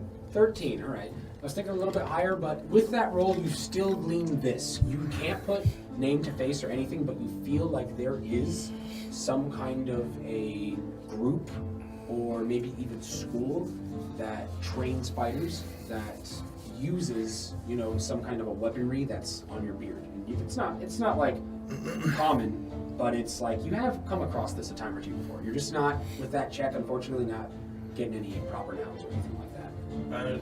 Yep. And also, when you're on the high seas, having your beard collapsed makes it so it doesn't go everywhere. That too. I mean, I don't have a beard, so. Right, you don't have to worry about it. But yeah. But yeah, I had a vision of the two Tugas killing Amredi Vasilu. Oh. You're full of fun. Oh. It gets no. much better. Oh, So, I learned that the Wicker has successfully infiltrated the Righteous Storm. Well, that's yeah, great. now I'm just gonna get up and I'm just gonna grab the fucking barrel and just like scoot it towards our There we go. See as Carlig, as you say Righteous Storm, like with perfect cadence, just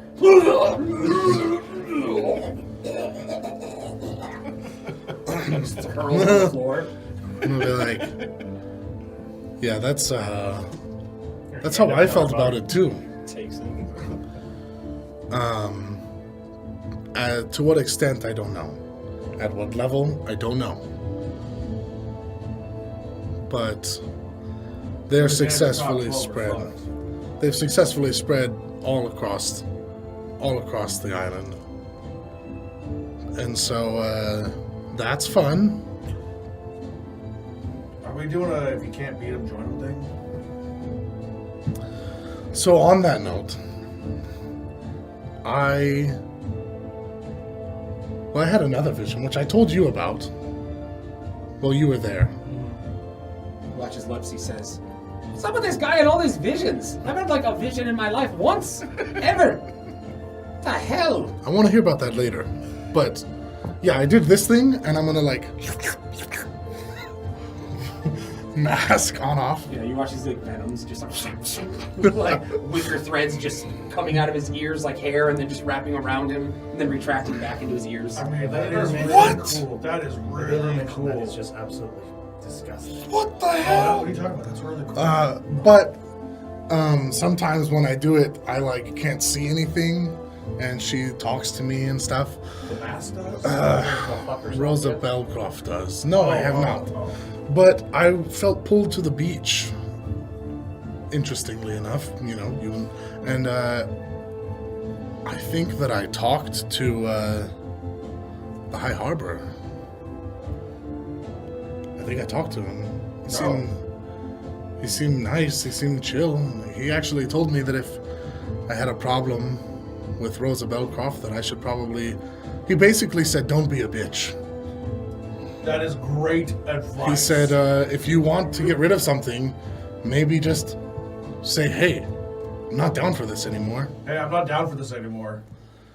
That was great advice.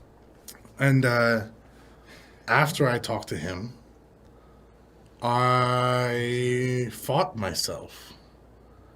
I saw... So you had a mirror thing too. Kind What's up with of. all these mirrors? Mine was not just a reflection. I mean, it was a reflection. So it was a natural mirror, you would say? So It like- was on the ocean, on the natural. waves. But, like, And then something came out of it. kind of, yeah. He, like, materialized like another me. And he was wearing the... And he summoned 3 Wickermen. 4. Summoned 4 Wickermen and had them attack me. And You look alive. I can do a thing now where I can travel through plants. Wow. And I did that to not die. But this is where it gets interesting, talking about me being alive. Rosa Belcroft at that point said, basically, just fucking decide what you want to do. You're in or you're out. And I got kind of mad. And And you told her to fuck off? I said... Good for you. I said, all right, you want me to be all in? Then fine. And I had the Wicker. I could control the Wicker guys eventually. They actually hit me and knocked me unconscious, and I woke up instantly. But I could control them, and I made them go attack myself. And yeah, that's all. That ended all of that. But So now you're 100% in with her. well, that's the thing. I feel like I did that out of self-preservation, and right now I feel like this is where the conversation with the High Harbour would come in, where it's like, all right, I've got like a day to decide probably in or out. Would it be so bad if I was in, though? It's going to be absolutely fucking terrible if you're in. Yeah. Yeah, because what if she calls you and you have to go do some real fucked up shit that progresses her ends? Look, you know what yeah. she's about. This is what he's telling you. You know what she's about. You know the kinds of things she's going to ask you to do. And you know the people that we're working with, they're not going to be down for that. Which means we're going to have to fight them. So, the choice is Us or her? pretty much. Because I'm going to tell you now, I am not for this. I suspect there is going to be an immense amount of pain and suffering caused by her. She is teaming up with the Circle's Maringa. If she is having his Leora and Cadric joining them, that is not good. Do you think Tuga is affected I think Tuga, by the Wicker? I think the Tuga is the Tuga. I think You guys is maybe okay. the Pharaoh has interests with the Weaker, maybe in some of their things. So Tuga is something to help accelerate that because he's affected, as we saw. I mean, he almost killed a guy today. He was super upset, kind of like when we seen that other guy Almost killed upset. the guy, and he was a very strong person himself. So You almost killed 2 people. You almost killed 2 people today. Wicker has done that to other people. Yeah, Made them super upset to want to kill yeah. them. But the thing about the Tuga, you know how like we can't interact with other things on the same thing? You know what I'm talking about? Isn't- Like if we pray to one God, we can't have another God of the same God. You know what I'm saying? Oh, yes. Yeah, I don't think, I think the Tuga is the Tuga. Okay. So yeah, I don't think it works. They wouldn't Yeah, be able to but do they're that. allies. They're bedfellows. Okay. regardless,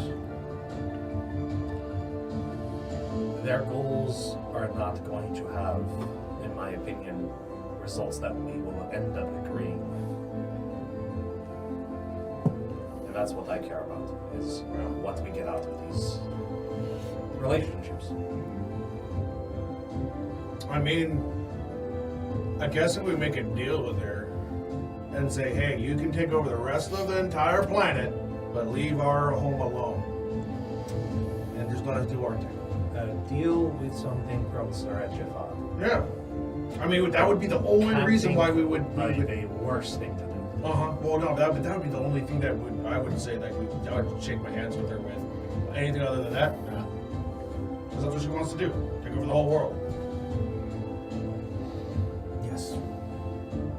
And destroy it, as far as I'm concerned. As this conversation seems to be dwindling down a little bit, you guys hear as there's shouts outside, and you can hear as there's a couple of, people's like yells, hoots, and hollering, and a few what sounds like pots and pans being clanged together, and what sounds like various sounds of people starting to, this is Little Snittigan, where the celebration of peace, pops off. So you're starting to hear, as it's like 5 p.m. or so, the sounds of people joyously starting to get into drinks, starting to get into dance, and starting what sounds like, a gathering outside, and it just feels like the area around you. You guys are not too far away from some of the other businesses around here, so you're starting to hear as there's more and more people starting to come around the area and celebrating. But it is approaching towards sunset, probably in about an hour and a half or so, guys.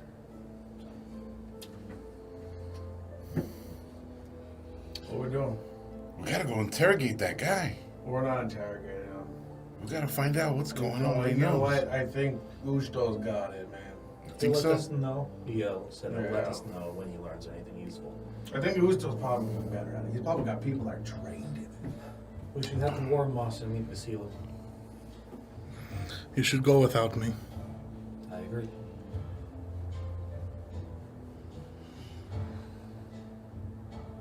As you guys split off, Vircan contemplating the conversation he's had, and all three of you heading towards Warmoss to go have a conversation with Vasily with some new intel about some potential things. As we're going out, I'm gonna grab one of those other barrels, like one of the other 4 barrels, and I'm gonna roll it out. And I'm gonna see everyone partying out there. And I'm gonna look for the old man, Gotcha. just to see if he's out there. You do notice him out there, we'll say. I'm gonna roll it towards him. And I'm gonna look him right in the fucking dead in the face. All over. Hey, old man. Hey, young, scraggly guy. Scraggly. I'm just gonna lift up the barrel of mead or of ale, put it on its side, crack it open, and like, here. It's all Give him a yours. beer or the barrel? The whole barrel. Well, Have fun. I'm gonna walk out. I need help moving it. Can you help me move it? Yeah, where are we going? All right. You watch Where's as the you party? guys Where's go the to Warmoss. party at? You guys see as he peels off, as he starts to... Is there one thing you're about to do? I'm gonna take out a parchment. And I'm gonna write down a few words and hand it to Vircan. And on it's gonna say, "Use her."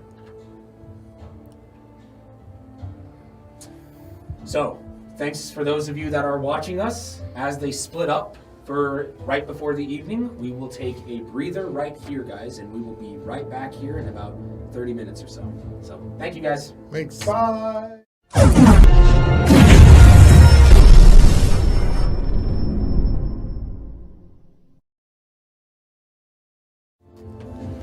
Thank you for rejoining us here at Lucky 20 as we are playing the Goblins of the Glorion Archipelago, and we are now seeing if these guys can get lucky as you finish up heading to the elderly man's estate where you drop off the barrel from him, and you see as several people are setting up tables. Looks like he's going to have a little bit of a party, a soiree here.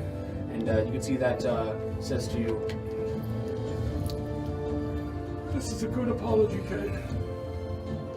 Feel free to stop by for a drink later. Oh, thank you. Yeah. Trim up though a little scraggly. he turns. Have a good night. He's such a classic old man. Start walking. Get a haircut, you heavy. As Kroll quickly, with a huff and a puff, catches back up to you two. As you guys are heading down, Mario, where is your mark on your body that you got. My chest. You can feel it as that starts to tingle. You can try to connect with it if you would like. Okay. You can make a caster ability check. This will be a charisma check. I'm looking for about a 13 here. Nope.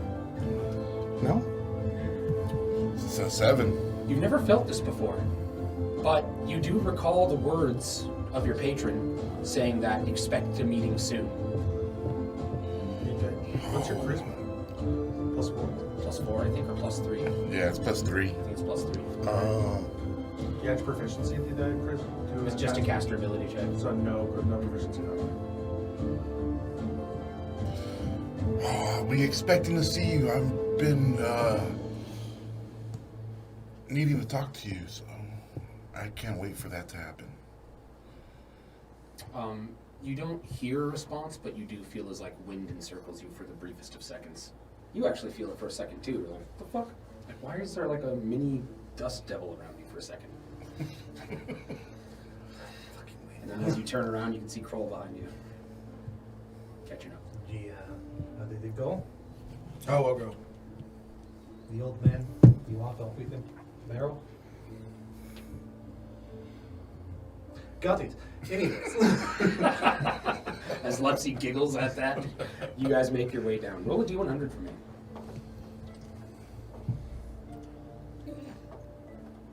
Wow, this thing right over. That is an 82. 82. I was like, wonderful. You can see what looks like a group of kids that are running through the streets. You can see that as they are so, you can see what looks like wooden swords and stuff in their hand. One kid has a dagger out, like just a straight up dagger, like running through the streets, and you can see what looks like some of the swordsmen of Snidigan are like messing around chasing them. You can see that they have wooden swords out, and that these kids like keep going back and forth, like sword fighting with these guys, and they're just like, these guys are like clearly taking it easy on these kids. As they hit them, you watch as they're kind of like play dying and stuff like that. And you can see that these guys are just doing so, and you can see that they're kind of causing kind of a commotion. Some people are like getting butthurt that they're all running around all over the place, but you can see they kind of just like encircle you like a tornado for a bit, like just as you guys are like How's running the kid down. with the dagger doing? You can see that the kid with the dagger, like the dudes keep keeping an eye on him, and like they're just like, all right. Like after like you see them pass around you guys twice, you watch as one of the dudes like disarms him and is just like, that's enough of that, and just like gives him a wooden sword. You can see that his hand is bloody from clearly a dagger stab. Is it, Like, is it one of my kids? Yeah, looks like it is clear. Yeah, I'm gonna give him a fucking look. Make an intimidation check with advantage.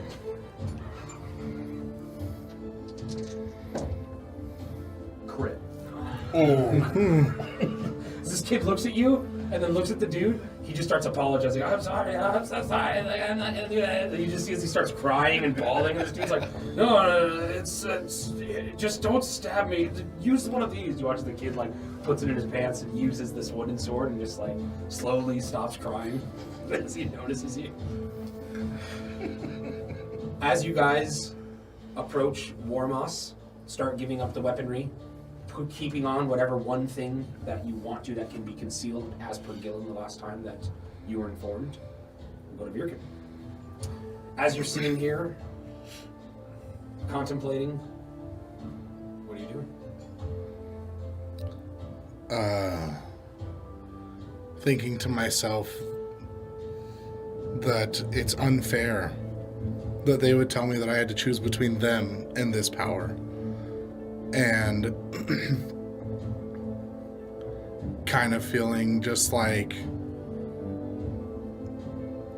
maybe they don't see it quite as I do. Like feeling a little bit like obviously I'm able to read between the lines where they can't. And I think seeing this as I can use this to make sure we survive. I can use this to make sure that we don't die in this entire thing that's going to break out here in the coming days, months, weeks, whatever it is. And I think in that frustration, he's going to try and... I don't know if he would try and connect with the things again and like try to reach out to find other people with the wicker, or if he would. It's there. It's in the back of my head, so I think he would do it. I don't want him to do it, but I think he would. I think that he would try to summon a wicker man outside of his body. And I mean, if there's no roll, if it's not even possible, I understand. No, there's definitely But a I roll. think that he would try to do that. As you do so, you can feel yourself connect with this entity, with Rosa Belkrov, as you feel as you're trying to connect to a power source, you easily do. But as you do so, trying to push this beyond your body and stop the transformation from within and bring it from without, you're coming across what feels like a barrier in your power once again. Okay. And as it does so come up, you can see as you get the sensation of, in your mind, that scale that you put in front of that tree. And you can see on one side of that scale, as it tips down, what looks like you enveloped in this wicker. And you can see as it looks like you are fighting against your allies. But then you can see as on the other side of this, that it looks like you are enveloped in your wicker and you are fighting against Moringa.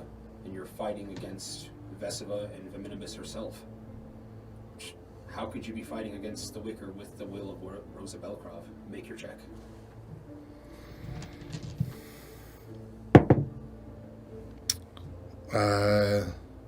That's a 14. It's a 14. And as you do so, you recollect on Zakhan's note to use her. And you feel as this ends, and you watch as there's a Wicker man whose head is sticking through your ceiling. As just like you see him appear outside of you. Oh, wow. Kneel down, kneel down. Watches this thing like kneels down, crushes one of your chairs. That's fine. That's fine. As long as people outside aren't going to see him. I think I would feel some resolution in this and kind of know the path that I'm going to be taking. And I would reach out to touch his hand and, I don't know, like trying to make it go away, trying to like absorb it back into me or whatever. You watch as you go to touch it, you can see as this form slowly decays and decays and decays, just becomes one with the wind into dust, and it's gone as you wiggle it away. Okay. And I feel like, yeah, there would be some good feelings of I think I'm doing the right thing here. As you guys make it through the doorway, you can see what is Vasilu and a friend that none of you have seen before. You can see that he has what looks like a bow that you've seen on Volmeyer's stand. You can see that this bow looks very fine. You notice that he has what looks like on his shoulder. It looks like a winged bird, very small, with a white cleft on its chest. But you can see that the eyes on it are what looks like geometric shaped and multi-sided, like a bug's eyes. And you can see where there is a beak, two like small antennae are sticking out of two small concentric holes that look like some kind of a nose or, you know, some kind of a scent-based smelling thing. You've never seen these before, I don't think, but it's possible you might have heard of these. You can go and roll a history check as you're coming in here. Yeah, 4. Yeah, no. Historically, 0 things are coming up.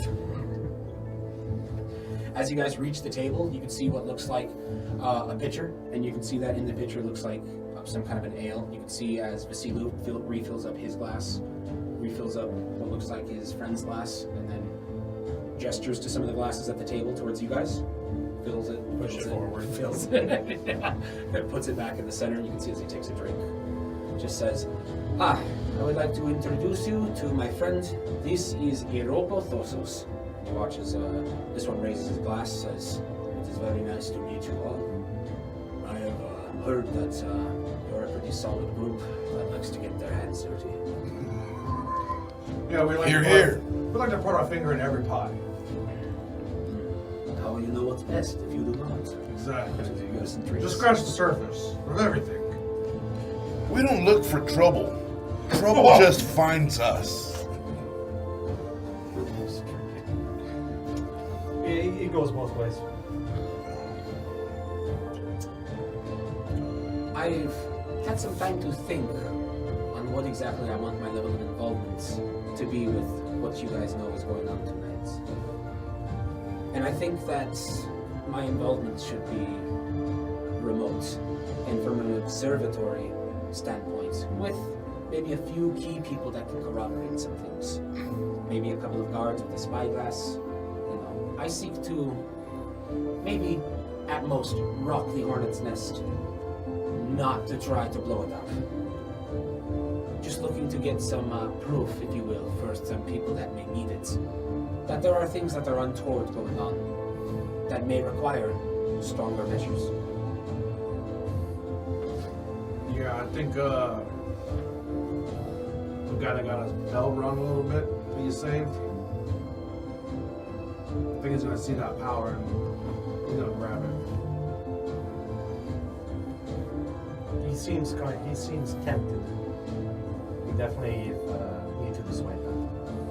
I don't think there's any dissuading. I think they're tempted. You watch as Aropo says, I will have 2 of my men accompany you. And you already know what my business is this night, he says as he turns towards his friend. But he tells me that you have things that are being taken care of that benefit this place. So I think if it might benefit you, and there's a means to communicate with me as they know their way home, we can keep in contact through this means. And he will probably not be disclosing his location tonight. So if any of you need to get in contact with me, you can do so through these. And you watch as he gestures from his shoulder over to your shoulder and your shoulder, and you see his 2 Dovenats move from his to yours. It says, these are Dovenats. They can always fly home. And I am their home. Looks cool. Huh, alright. You can see that they have around their ankles what looks like a ringlet, and you can see what looks like clearly a spot to attach a piece of paper. Are they birds? They are like a cross between birds and insects.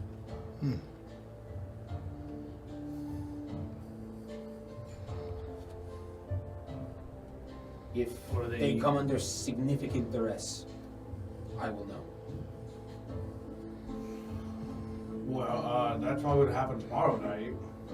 If they're still with us, because we got some circle moringa bullshit to deal with tomorrow. So I hear. Well, and yeah, Unfortunately, me and most of my guys just got back. A little bit tapped at the moment, that was good. but otherwise, We got some I would other send people more people. As I feel like the very control of this place is at stake here as we move forward. Yeah. Oh, hey, just so you know, because we also, I don't know if it's ever been said, but I was just thinking about it. So Diuna, the blacksmith, you got a very large order of weapons to be made. We've got some people going in there that maybe make them not so useful. Watch as Amready nods his head. This is a good idea. He probably wouldn't be compelled to give the name of the buyer, and if even if he did, there's a chance that he may be able to come up with a way to get it to them. But destroying it, that gives us a little bit of time. From what I understand, he's been non-stop busy for 3 days, no? Yeah. Maybe a couple days more. Something like that. But yeah, we got people going in there and hopefully, Creating a bit of tension. you know, nothing too untoward, but just slowing the roll. You watch as Amready says, tomorrow morning, I am going to be indisposed until the mid-afternoon. I have a meeting with one of my bounties coming up. We're not gonna be here, I think. Aren't we leaving tomorrow morning? We'll be indisposed as well until All day tomorrow. likely late. All I mean to say is, after that, there is some business that I have in Clovis Scorpia again. But if I have a chance to see you before I end up taking off, I would appreciate it. Well. Okay. Sounds good. To our health. Here, here. Hopefully we To our close some survival. doors that Cheers. You watch as Thoso says he's going to go to Meadowhip to find some guards from Usto that can corroborate what his scouts see tonight. And they're going to keep watch. He also asks as he going to turn to leave, is anyone else going to keep watch on that meeting? Going to take a look? He just asks.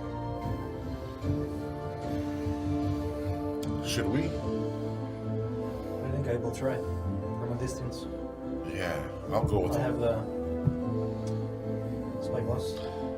Try to keep an eye on it. Yeah, I don't want to. He will not go alone. I will be right there.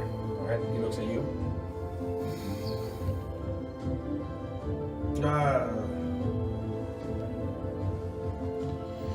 Work never stops to get out of this place. No, I know.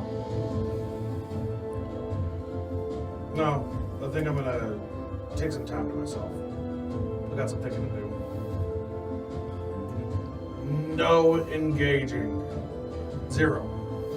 Yeah, I've already seen what that looks like. Not. I'm just making sure not it's the- very clear. You watch as he says, okay, no problem. No, I don't. Oh, yeah, you got whatever. For you, when you watch as he reaches into his bag and pulls out a spyglass. Oh, I appreciate that so much. And do I still have the sword? What is it? The short sword. The short Yes, sword? yes, you do. Okay, sweet, okay. So I know they want me to take it back. I think. Yeah. Yeah. Right now. But then you said you were going to give me one, and I yeah, I like it. It's kind of a, when Kadrick lost, it kind of threw off his focus for a second. Yeah, so yeah, you kind of like, Complaining. You see as Aropo and Vasily look like they're about to leave, but Vasily turns around one last time and just says, these guys are trustworthy. I made specifically sure that he didn't send anyone that he didn't trust specifically himself with you guys. So, on my word, I think that the two that he's going to send to meet up with you later are going to be solid. They should be able to keep a secret. Good. It's going to be necessary. Good luck. He nods. As do you.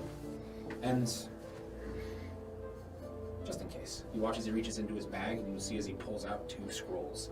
You're going to see as he says, one of you two should be able to make use of this. Just hands them out. Will enhance your abilities. How many? 1 or 2 scrolls? 2. I'm going to grab one. Thank you. This will certainly help. He nods. Do we know what they are? Or? He says, yeah, it's enhance ability. Oh, Yeah, we okay. definitely know Oh, nice. That way. Put it in my little clip here. On my... Watch as he nods. Good luck. I won't be too far tonight, so if there is a serious altercation, maybe this is not the last time you see me today. Watch as it starts to leave. It's starting to get really heavy, guys. Really heavy. Every day here, it seems to be that way. I'm not sure. We'll see how this meeting goes. I'm not sure exactly what we're going to do about this, though. This has been going on already, though. It's now we are uncovering this mess that's already been going on. So that's what I'm afraid of, is they're going to find out who it is that's uncovering everything. It's leading into an internal war between everyone. It seems everywhere. Well, As you guys are in the middle of talking, you see as a few people start clapping, and says, the light lure, the light lure! And you watch as a few more people start clapping, and you can see as what looks like a humanoid that seems to have what looks like a gray sash that's over one shoulder on one side, and you guys can see what looks like a inverted, what looks like lettering, and you can see that this inverted lettering says Wanderer. And you know this group, as do you. You can see that this right here on the back of his, what do you call it, cloak? It looks like the epithet of the Grabian Wanderers, who you know murder undead with impunity. You can see that as this guy is turning around, that he has scruffy red hair, and you can see that he has bright blue eyes. And as he does so, you can see what looks like a drum that's on the ground with some kind of contraption that's that's right next to it that looks like he has a foot on. And you can see as he pulls out a lute. And as he does so, you can see as people start to clap and they start shouting, "The light lure's here." And you can see that as he goes to strum his lute, what looks like light starts to spring out from this lute, and it starts to glow in what looks like a 15-foot radius. And you can see that he starts to play this pretty decently as this is starting to go on. And I'm gonna go front row seat, like, just because I'm intrigued now.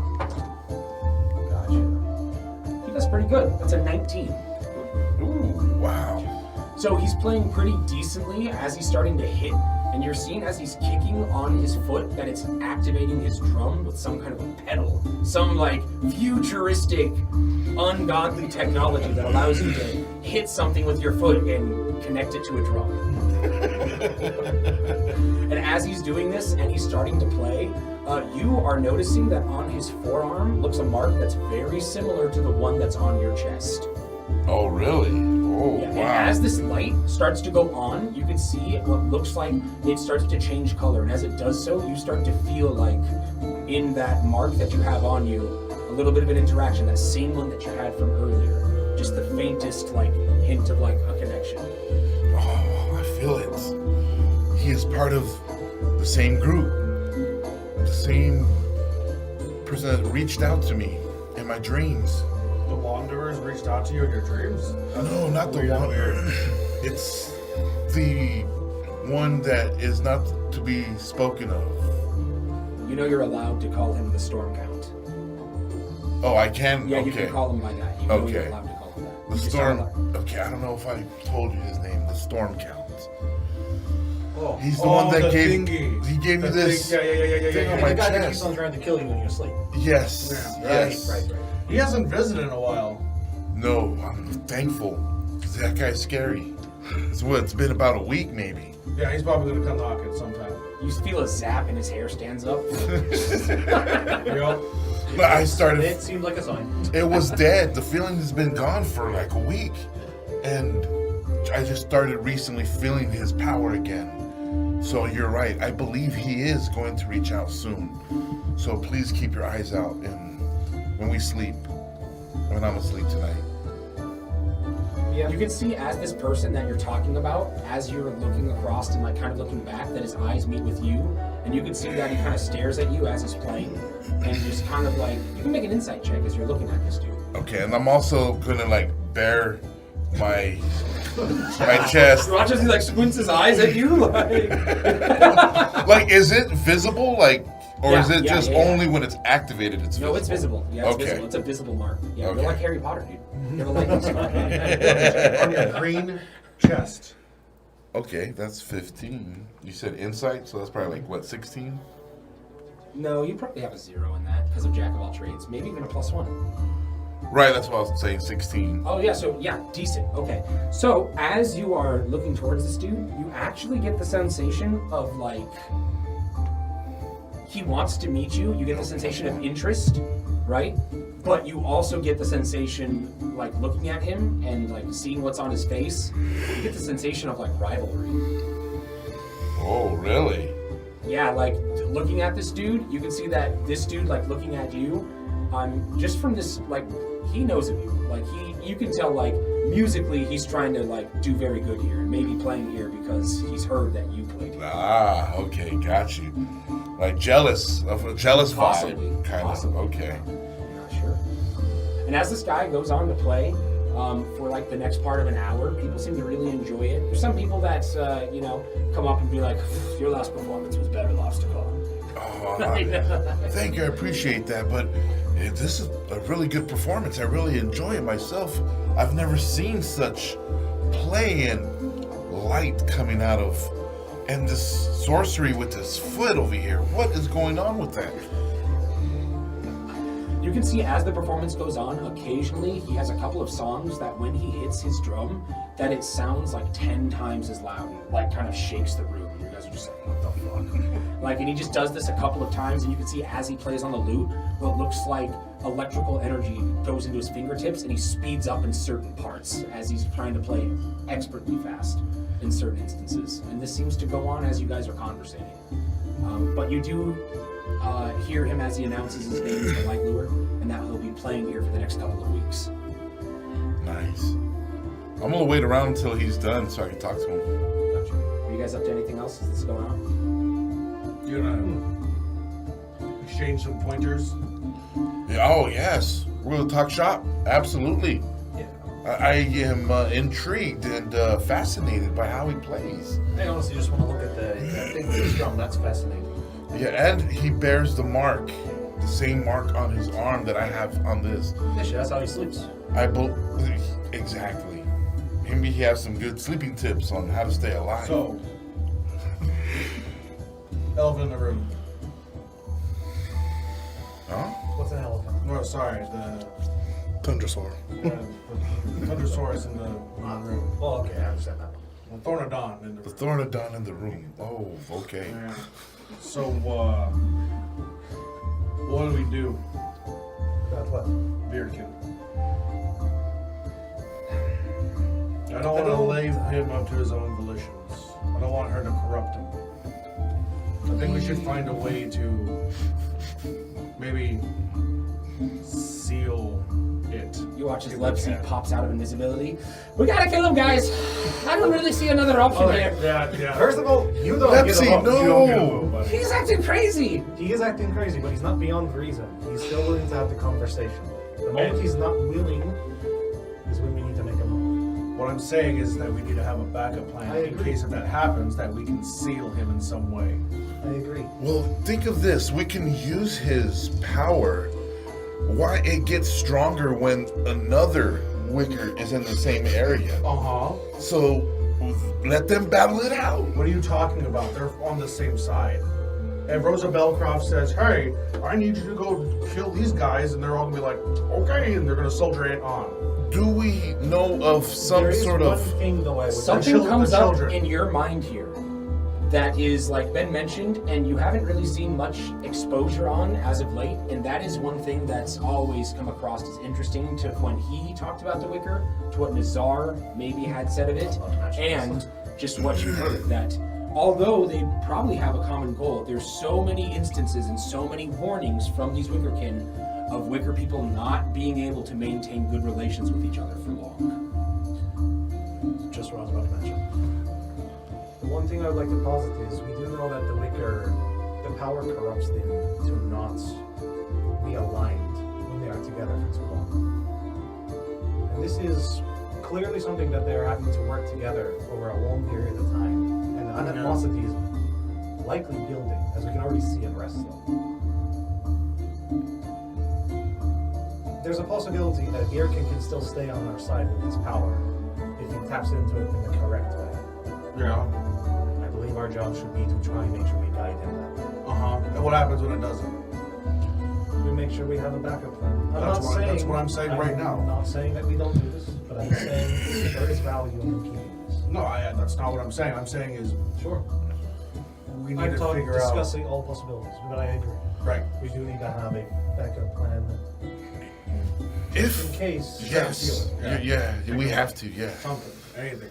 Cut him off. Some sort of exploding gas that'll knock him out or something, maybe. Some I don't know if- anything. I don't want to kill him. No magical things. Anything. I don't. You know what? We should go back into the Cavern Doors place and get those shackles. And if we need to, shackle with those things. That's a That's not good a bad idea. I think you have a set of That's not a bad shackles. idea. You got manacles. If I they got can- manacles, yeah. If they can now manacle, if they can hold a thing, they can hold a thing. You'll probably break. No, you can. We'll probably hold them, but we need shackles. I to don't You can also actually- just yeah, one shape. Something. like tied to a huge boulder or something. No, that's right? not what I'm talking about. Something that's easy. I don't know. I'm just thinking. Do we have a basement in the house? We'll just lock them up in the basement if we need I to. mean, that that's- gets we're trained not, here we do, but not here. Not at this one. yeah, but we don't have anything to stop his magical capabilities. Tie his Something- hands up and, you know, And then put he a gag in walks his out of mouth, and then he can't do anything. And changes wild shapes. Turns into a lizard. Still bound. No. What? You can still be bound. As a lizard with manacles? I'm pretty sure they have prisons here. Huh? Prisons? They have druids here. I'm sure they have ways of dealing with druids. How do they do that though? You should ask Usto. Right? That's what I'm saying. Okay. It sounds like we're on the same page. Okay. You're gonna fight me on it. I don't know why. I was trying to posit a Just more say yes, you're wider right. view. No, just like yes, Because- we need something to All stop right. him just in case. I will throw an acid vial at you. do it. You guys see Fellas, fellas. as a dwarfling enters into this area, and you can see as he does so that he comes up directly to your guys' table. And you can just see that as he's doing so, he just says, I was told to give a message to the revenants in private. Okay. All right, come on. As I get up and go to our room. Wait, do we still have a room here? I think tonight is our last night. I think so. Yeah, or it might have Yeah, ended. tonight's last last night. night. It might have been 7 days. Yeah. We paid Yeah, for you're 7. right. You're right. This is the Oh, way finished it's at going. 6. Okay. Gotcha. I was like, lead him into the room, close the door, make sure hear anyone's welcome. Yeah, it's follow just them. you two. Just you two. You watch as Usto said that he's cracked a little bit, but probably take a little bit more time through the night. But as of right now, it's been confirmed that they do indeed have operations going on at the lighthouse. As to the extent, working on it right now. All right, at least we have that confirmed. Thank you. And tell Usto time might be of the essence. Nuts.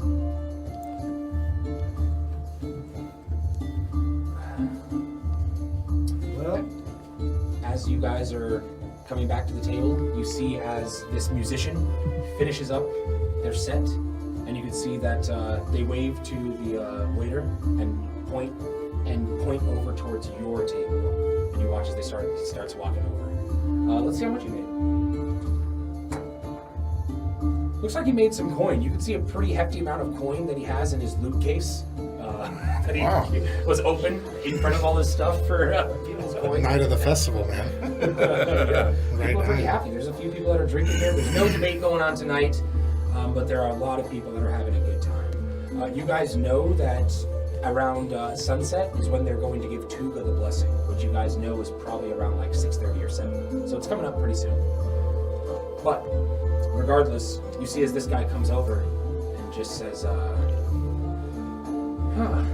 well, good to see all of you, but the one I'm looking for isn't here. Where's Bayern?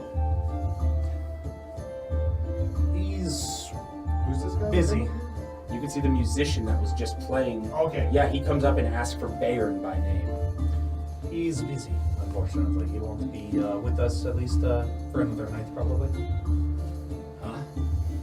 Well, I came here just to see him, so I figured he would at least be at the place that he told me to meet him. Hey, unfortunately, he was called away urgently. But if you'd like to leave a message, You are the revenants, I'm assuming? yes, we are. You said you were having some dealings with the cult of Moringa. Yes, they have quite extensive operations here in the town. it See, seems. I told you, even if we're not wearing the clothes, we still they still know. Like, it's like how? It's We because don't even have the colors on. we've been Never met in him. public, walking around dressed like this. Tell me, how many other people have you seen covered? Yeah, it's not the time. Anyways.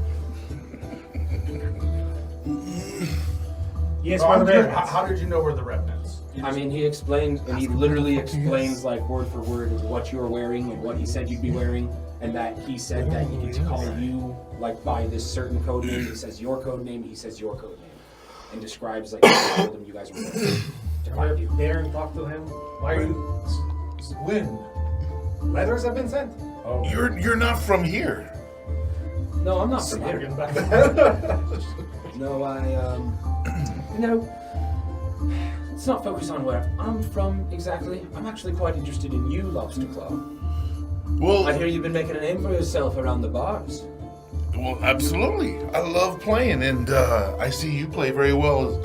And I'm just kind of sketchy since you just popped up out of nowhere, and don't want to tell us more about where you're from. I come from some people that want to see the undead that are here put to rest, and I've come as a means to help with that. And your ally invited me. So I figured, if anything, you should be thanking me for being here. Am I wrong? Seems our interests align, so Yeah. there's no need for us to not be I don't friendly. even deserve a drink, right? Watch as he starts to take a sip. Sure. Like, Sure. put my mug in front of him. Every He drink. drinks it. No, we appreciate that, absolutely. I just, with everything that's been going on around here, we don't know who to trust at this moment. All I can tell you, when it comes to Moringa, you can trust me. That's good to hear. There's shit ton everywhere. Might have, Really? Yep. They're underneath the temple of Esliora. They're in the lighthouse. There's been underground ruins with them in it. Like, just randomly in the city. People been getting taken over. Like, they're like rats. yep, they're everywhere. They're using Like, underground You're saying tunnels. You think there are active possessions? We've witnessed- been possessed. We've witnessed active possessions. Yes. They took one of our friends, and we believe he's at the lighthouse. And we may be able to find him. There were hundreds of them in the sky. And they burned down the storehouses. Hundreds. Wow, this is a lot more engaged than I've seen them in a long time. There must be something very pressing. I only got to town today. I missed the competition, unfortunately. But it's been a while since I've been here. Glad to see people still know my name. Why don't I go about town? Would it be okay to meet you back here tonight? Or how can I reach you all?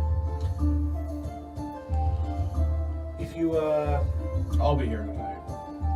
there's a couple guards posted here as well. You can leave a message with them for us. Shouldn't be a problem. I'll go about the town, see if I can sense anything. Maybe see if I can come up with any new information for you. You said the temple. You said there was an underground facility somewhere? Yeah, it's at a warehouse. Can you pulls out like, yeah, kind of like a rough shot drawing of like the area? Yep, exactly. Give The it to him. temple is very deadly. Believe me, I won't do anything too risky. No. But you need a key to get into it. Some might. Yeah. Okay. Yeah, there's just a lot of shit. What do you know what of else the is storm Circle counts? Moringa specific? That's a conversation for outside. pretty You watch much as he starts to walk away. All right. Do you follow him? Yeah, I'll follow him. I'm actually gonna get up and like tug him. It's like, I need to ask you a question real quick.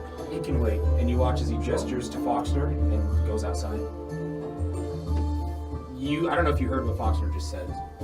I kind of got lost. No, he just asked him what he knows of the storm count. As you go outside, you can see what is him, and you can see that he says, "You and I hold the same title, You as well. which Or means one of us must accept the other's duel." okay. It seems as if we have our hands full, so maybe we put it off for a couple years. I agree. We have a lot of stuff we have to uncover. But we have business, and I mean to be a courier. Well, I know the better creature will win. He watches he smiles. Thank you for the compliment. I'm just gonna say, dig. Or no, the tongue. He watches he chuckles. He says, "Bet I'm better a musician than you, anyways." People always murmuring behind my back. You see as him and Foxter quickly walk back in. You can see Foxter and him kind of like, yeah, they kind of look like a little bit of hostility towards each other for a second. Great sign. Good conversation. Yeah, this is getting better and better. Hey, don't fuck with wanderers, bro. We don't need that. And, So, might want the might need a little privacy for this. you watch as he turns right back around. Yep. Yeah, and as I get into the room with him, I'm going to say, how exactly experienced are you with Moringa and what she does?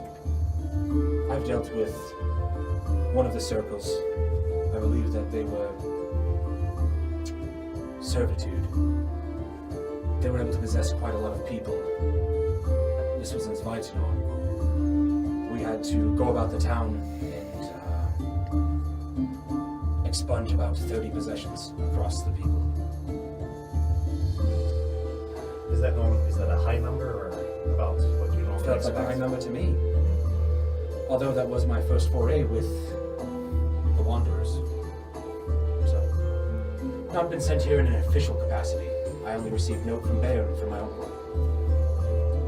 How familiar are you with her with curses? Decently familiar. Why? I believe she's cursed me. You watch as he puts up a hand, and you can see as he waves some components and vocalizes something, and you can see that as you feel abstract enter the room with you, you can feel him literally move to the hand at which you could feel this curse enter in, put his hand on it, and agree with you. And just says, I sense an evil presence here. The price for escaping from the temple. Have you felt any abnormal effects as of yet? Not yet. I don't feel weakened. It's doing something else to me. Have you tried using your abstract since it's happened? No. Shit. I'm going to just attack at the air and use a shocking grasp. Gotcha, okay. Yeah, as you feel yourself go to attack at the air, go ahead and make and check. You can feel as something starts to restrict you on that, and you hear a little bit of a chuckle. It's a caster ability check. That's a 23. You feel as a minor inconvenience goes to stop you for the briefest of seconds, and you hear as it says, briefly, I expect suffering. And as you break through and cast. Yeah, after I strike there with lightning, I'm just like, fuck! Yeah, she's gonna fuck with me on that. Watch as he looks. This is a little bit out of my purview, the removal of such a thing. My mentor would be capable of such, but he's in Claw Scorpio. I could send word to bring him this way. If there's anyone else that you know that might deal with such things, you're better off. Only one person, and she's on the other side. I can give you something that might temporarily recede it, but it will probably take me some time, and it will not be free. This is not the time where I need to start pitching coppers. You're a friend of a friend, so I won't charge you any more than necessary. It's 10 silver. It's fair. How quickly can it be made? I just need to find someone that can forge a ring for me. I might know somebody. A friend of a friend. Or actually, just a friend. It wasn't the dude with all the spots for weapons on his back. It totally was. You're right on the money. As you go and introduce him to Coral, letting him know what you need done, needing a ring made, you can probably go back to your house and get it figured out. It'll probably take you a little bit of time just to get a proper kiln set up to melt this down nicely, but maybe 2 hours you can get this done. Maybe 3, if you're not doing so hot. And you don't drink a lot. Why do you need a ring? That's really a weird request. It's going to temporarily alleviate some of the issues that you may come across. I'm having performance issues, you could say. Why are you having performance issues? Don't worry about it. Now that you said that, now I won't do it until you tell me. It's called ED. So you're telling me you're not going to help an ally in need? It's called ED. You're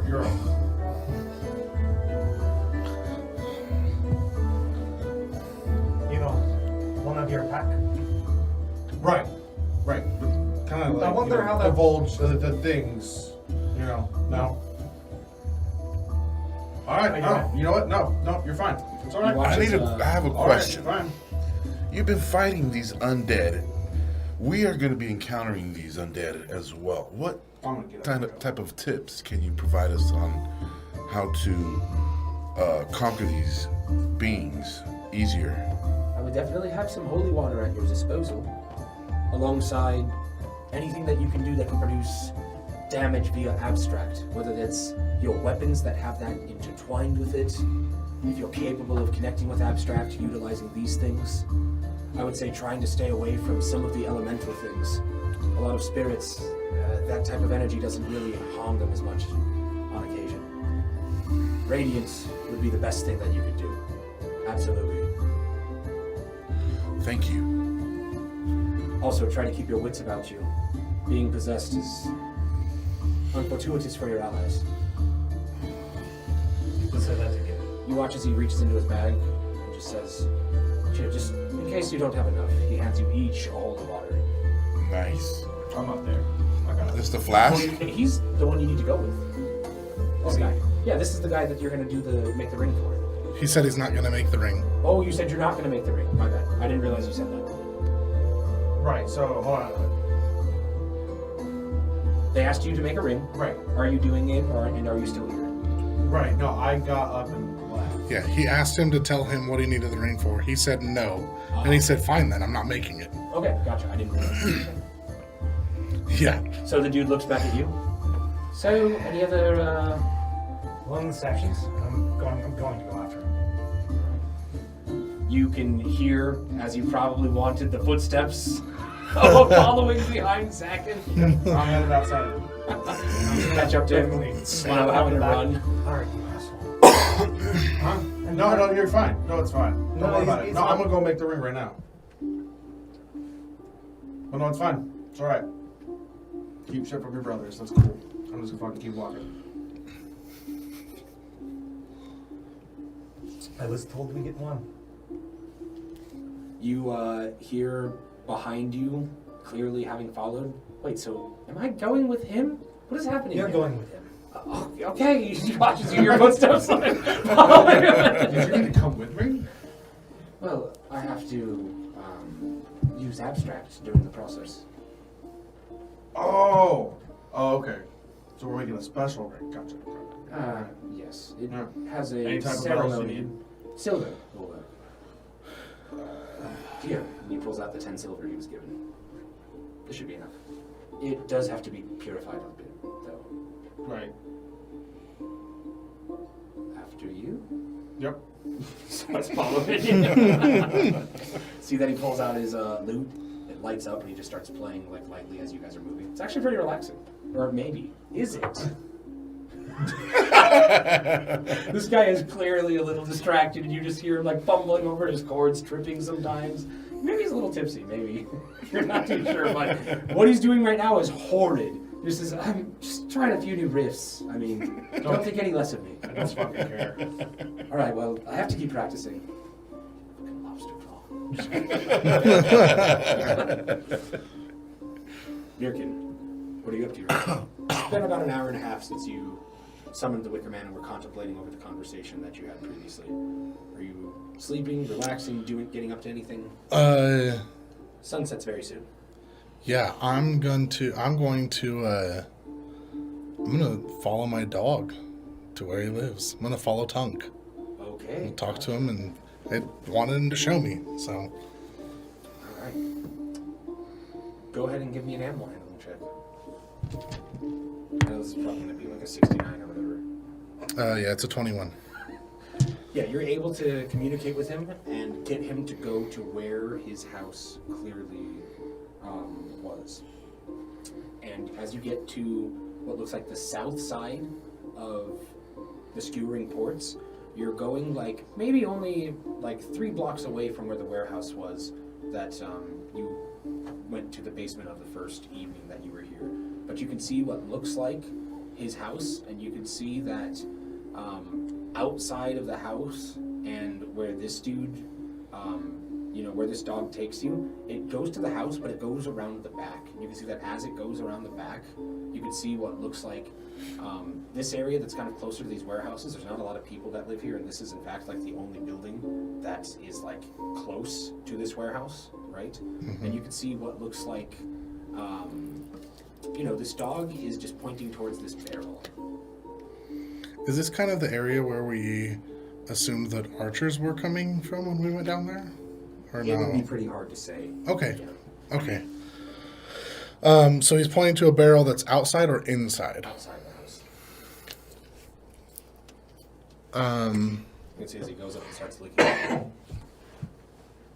I am going to... Man. I'm going to use my quarterstaff and from a long ways away, push the barrel and try and tip it over. Tips over onto its side. And does it have a lid that comes off or anything does like have that? a lid, yep. Okay. I'm going to go look in As you remove the lid, with my quarterstaff. with If your I can. quarterstaff, you can see that in this barrel looks like a human body. You can see that it looks like a male gentleman, and it smells horrid as you uncork this barrel. You can definitely smell what looks like decomposition of a body. You can make a medicine check as you're looking into this barrel and just seeing the decomposition. A natural 1. Oh no. This smells bad. You like heave and hurl. Like, Oh. You do not get any kind of a good check. This smells horrid. And you see this dog kind of starts growling and barking at that. I'm going to ask him, like, was this your owner? Licks you. Well, buddy, you can stay with me. God. I'm gonna put the lid back on. As you are putting the lid back on and looking at this, you can go ahead and give me a perception check. Oh, no. Not that one. 18. 18. Gotcha. Yeah, you notice what looks like on the lapel of this shoulder that you can see that's facing on the side that's toward the barrel. You can see what looks like an emblem of one of the Vice Corps. Oh my gosh. Which they do frequent this town. So it wouldn't be far-fetched for them to even own property in this town.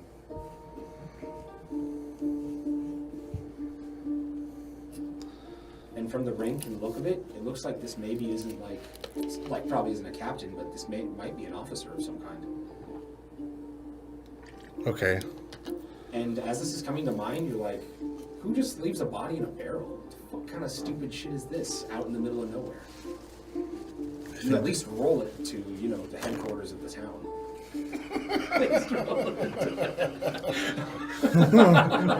Exactly. Okay. But Okay. you get the sensation, looking through this, that the dog might have seen this interaction. I'm gonna ask him then. I'll just to make it easier, I'll cast Speak with Animals. I'll ritual cast it. Gotcha. So just for more clear communication. Okay. And when that's done, yeah, I'll ask him. I'll be like, "Hey, buddy, did you see what happened to your owner?"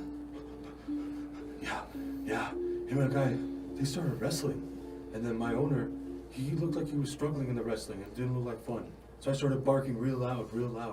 And then this dude hit me and then I passed out. And I woke up and I could smell my owner in there. Do you remember what that guy smelled like? Kind of smelled like the one with the music, Foxner. Sometimes smells like him. Sometimes. What the fuck? Sometimes I smell something on him. Sometimes. On Foxner? Okay. Is the house trapped? Can we go inside? You don't know if there's traps? Do you go in and out? He lets you in? Yeah. I'm gonna try the door. Gotcha. Is it unlocked or locked? It's locked. It's locked. Oh, shit. I don't think there is a doggy door. Is there a door? A small door? Okay. Let me see real fast. I don't think I have navigator's tools. Can I navigate through this lock? Okay. Well, we're gonna find whoever did this to him, okay, bud? We're gonna find him, and you can bite him as much as you want. Watch as he smiles. I'll even let you eat some of his bones. We're gonna take him. We're gonna show him to my buddies, and then we're gonna put him to rest. Dog nods his head. And I'm also gonna start pushing a barrel back to our house. You're struggling a few times, but the dog helps you every now and then get over a rock or a bump or Yeah, something like yeah. that. Just like nudging with his head. The barrel's like taller than you, man. Oh, right.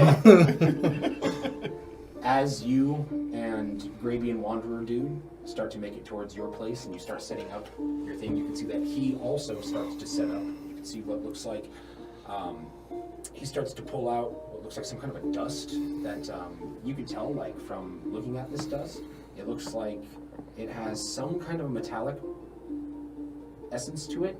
Like, you can see that. It's hard for you to make out what it is, though. You can give me a tools check or a nature check, whatever you want. Tools? Alright, I figured. 18 plus 20. Yeah. You get the sensation that this is something that you've only, seen and heard and, been around a very few times, but this is true silver powder. You can see that he starts to put this down and he starts to incant upon it, and you can see that he says, as he does so and finishes, about the same time that you're setting up to go to work, he says that you've got to mix this into the ore, and when you actually pour the molding, I need to be present and start my ceremony. Watch as he hands this over to you. Okay. I work with Joseph for a bit, so. Alright, go ahead and make a check. See how well you start to forge. He will Using guidance you several times through this process. Enough that it matters. Enough that it matters, yeah. dexterity or wisdom? I would say in this context, this can feel like you're just trying to make a really nice, high quality ring that's as pure as possible. So I would honestly say, like, this would be an intelligence one, which I know sounds terrible, but you got guidance.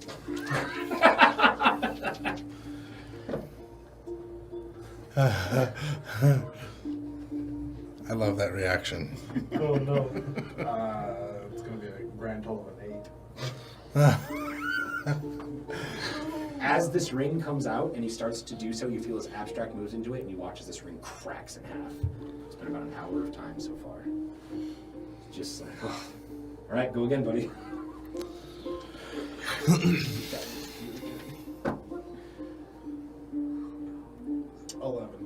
11. All right. As the process starts over one more time, you go to pour this into the molding. You get the sensation that this is crude and it doesn't look too nice. It is pure, right? It is pure. It's not your best work, but the purity you can be sure of. And as he goes to put abstract on it, you get the sensation that it looks as if it's barely going to hold true. Actually, so barely that you can make a luck roll. On an 11 and up, it lasts. On a 10 and under, it cracks once again. It cracks.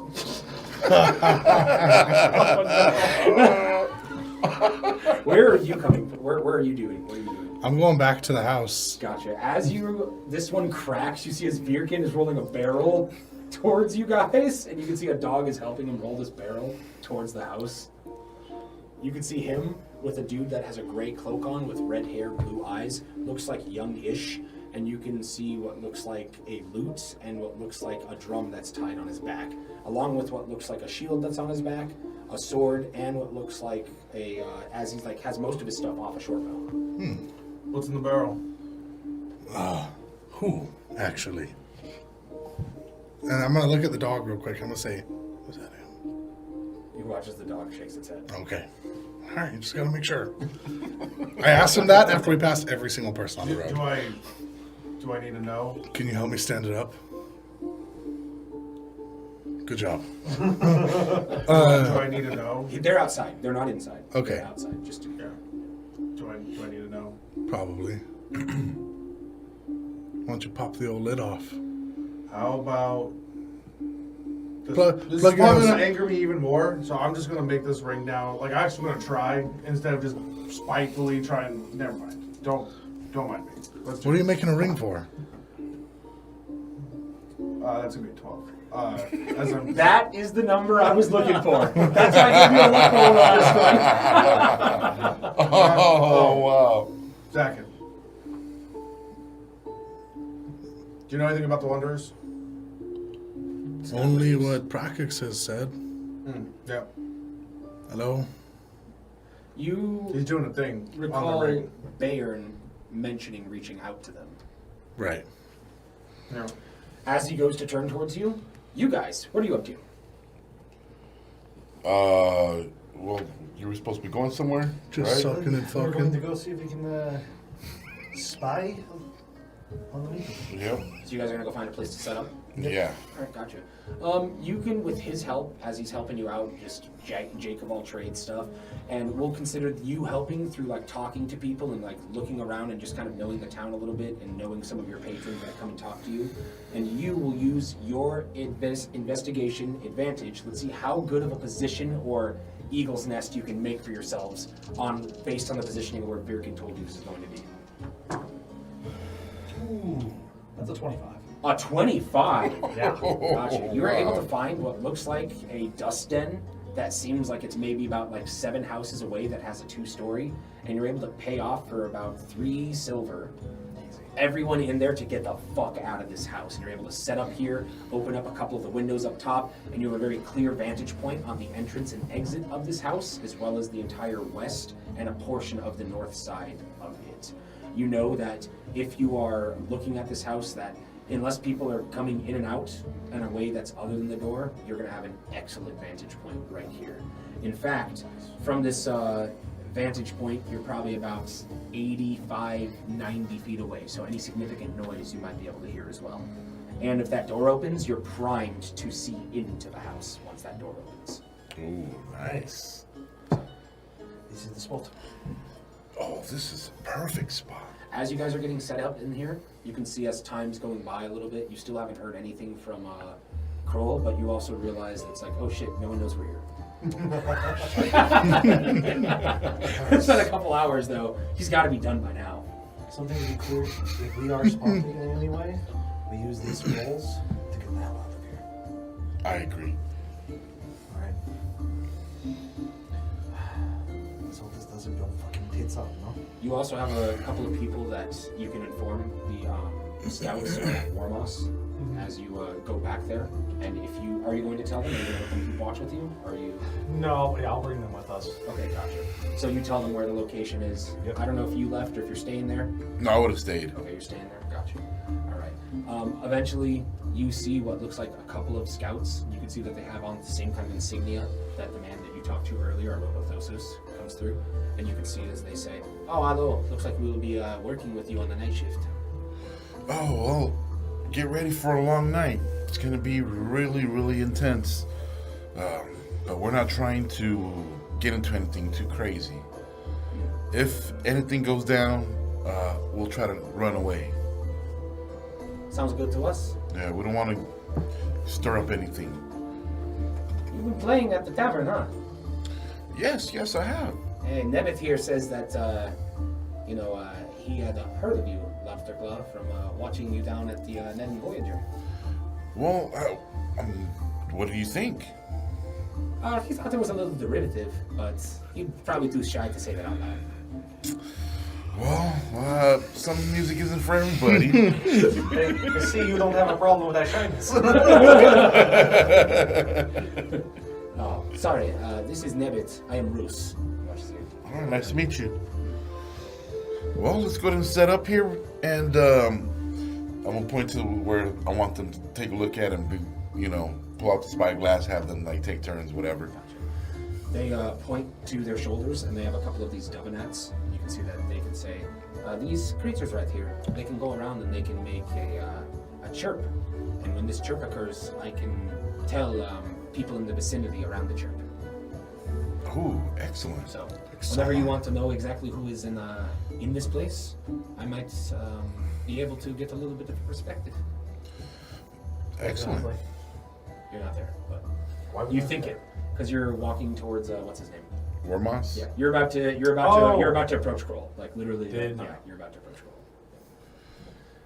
Kroll. Well, also, can Lepsy be used to also help check stuff out too? Possibly, but you're going against some people that you know how strong their sensory capacity is. You aren't sure how risky or not risky it could be.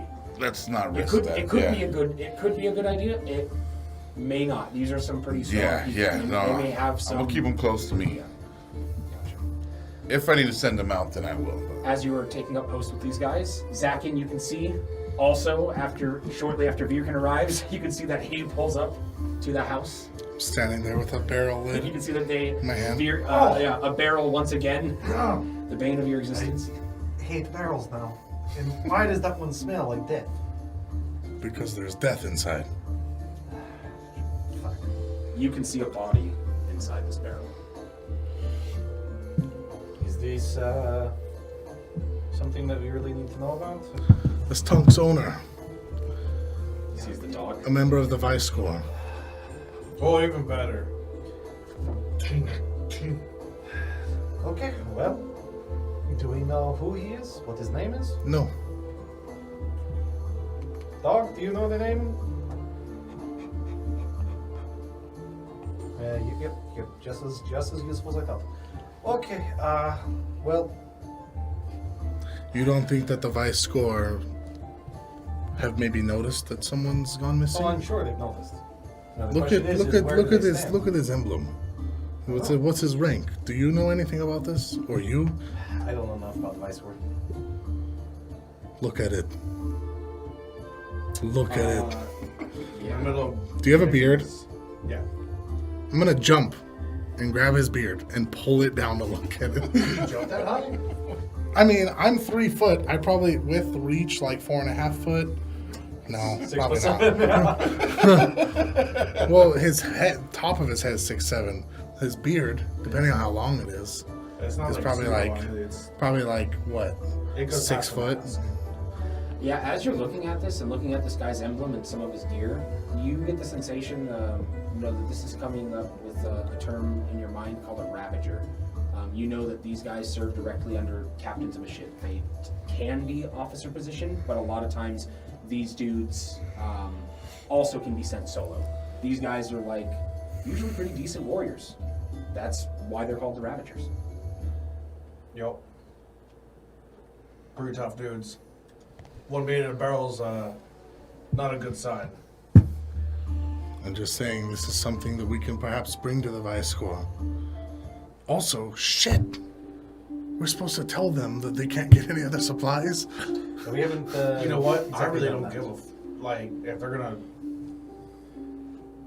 do We the don't, we thing. don't I have mean- time. We don't have time. Yeah, I mean if they're gonna, yeah. I mean, she here's gave your us- stupid fucking ring. She gave us a bunch of Thank you. Yeah, healing kits to deliver this message for her. yeah. No, we. All right, hold on. Hey, you guys aren't getting your healing kits from there. I told the Vice Corps. The ring is not done yet, by the way. Oh, Just so you know. Ow, it's hot. This dude he has just finished pouring, and it's like you're surprised it's actually not done yet. And you can see that this dude is like chanting over this ring. You can see that as he's doing it.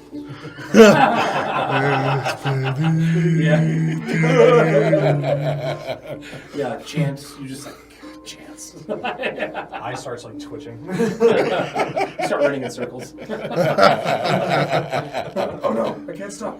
This goes on for a bit, and you can see as this dude pulls the ring off the molding, and you can see that as he does so, that it has what looks like a white line that's through the center of it, bisecting it.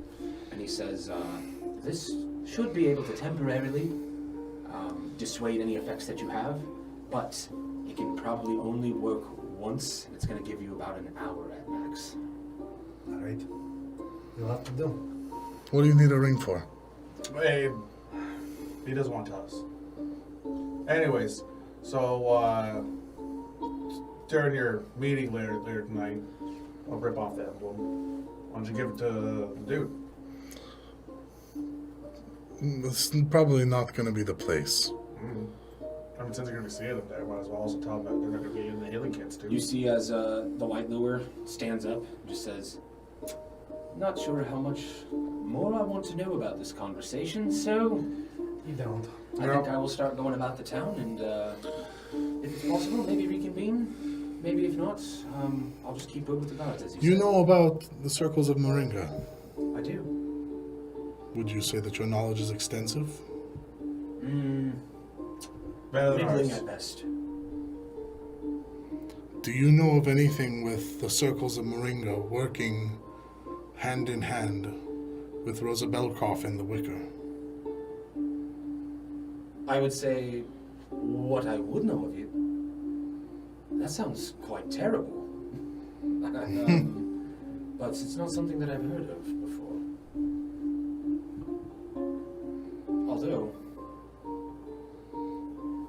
what these circles want is to bring about a reconjoining of Moringa's parts, from what I understand.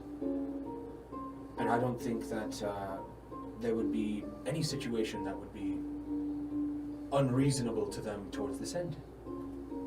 But I would also say, on the other side of that coin, the other entity, Ipswich, probably feels the same way.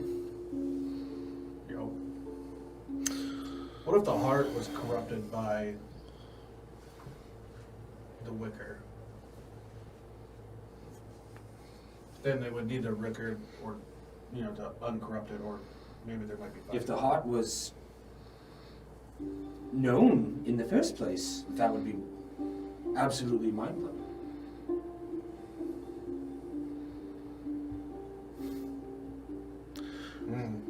Did you show him your key? Your medallion? But I'll pull it out. You watch as he looks knowingly. It's like, why did you touch that? Our last companion that had one of those was overtaken and taken from the group. The ring merged with him. The very same thing could happen with you. I don't intend to hold on to it in my hand any longer than I have to, but it is the only way that I was able to. Try to put it down. You can't. Fuck. Oh, this day just gets really, really good. You're trying to release your grasp on it, and you're just like, yeah, I haven't actually tried to put it off my person yet. I've always kept it on me in some way. Shit. I was able to give mine away. Yes, well, I ended up using this in order to get past the door. Seems it's created a connection. So, that's why this, okay? That's why I need the ring. I'm gonna try to take it away from him. Gotcha. Yeah, you attempt to, and you're incapable of disarming him of it. Like entirely? Yeah. There's no check needed. Yeah, as you try with all your might, you cannot take it from him. Hey, stop. You're trying to pull my arm out. All right, there's only one option. You Lay your heard arm on the of table. Things like Oh, this sorry. happening before the history check. 4. But no things are coming up in your mind. Right. So here's a question. When the next time he puts it away, I'm going to go for it. Gotcha. Yeah, you try and nothing works. Right. So even me trying to go to his You pocket. try and for a simpler, you can't get it off your body. Okay, You just gotcha. can't. Alright, Yeah, no, I it was doesn't work. Yeah, you try. You guys he holds you upside down. You put it in your bag. You put the bag Another up your bag? asshole, then Yeah. invert it, and it doesn't. Gotcha. Yeah. Alright, no, I just matter wanted- what I you just do, wanted- it just doesn't work. Yeah. Maybe I was able to drop mine because of Rosa Belkoff. Maybe, but also didn't channel abstract through what I did. You.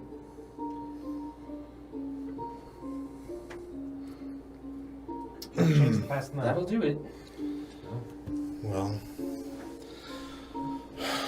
Okay. Yep. I guess just keep it in the bag and hopefully they can't take control of you. What are we going to do if they take control of him? We need a backup plan to stop Zakhan in case the circles of Moringa take control of He him. says, I think we're going to have to kill him. Hey, what did I say about you getting the vote? Hey, why are you even here? Why aren't you with Boxman? He watches, he's just like, I don't know where he went. Oh. Lepsy, you actually, you could come with me tonight. No, I don't think so. Oh, okay. He watches, yeah, Lefty turns invisible. As You are. but as Lepsy's there, I want to look at the dog bag. Oh, the dog shakes Yeah. his head. Yes, that smell. Something Fey killed this man. I asked him what, and he said it kind of smelled like Foxner sometimes, but Foxner's had Lepsy on him, and he just said yes. I don't think it wasn't Lepsy, but I mean, he is I'm gonna look at Lepsy a little inquisitively. He's been mentioning murder a lot lately. Yeah. You killed anyone lately? I'm just trying to make sure that Foxner stays protected from all threats.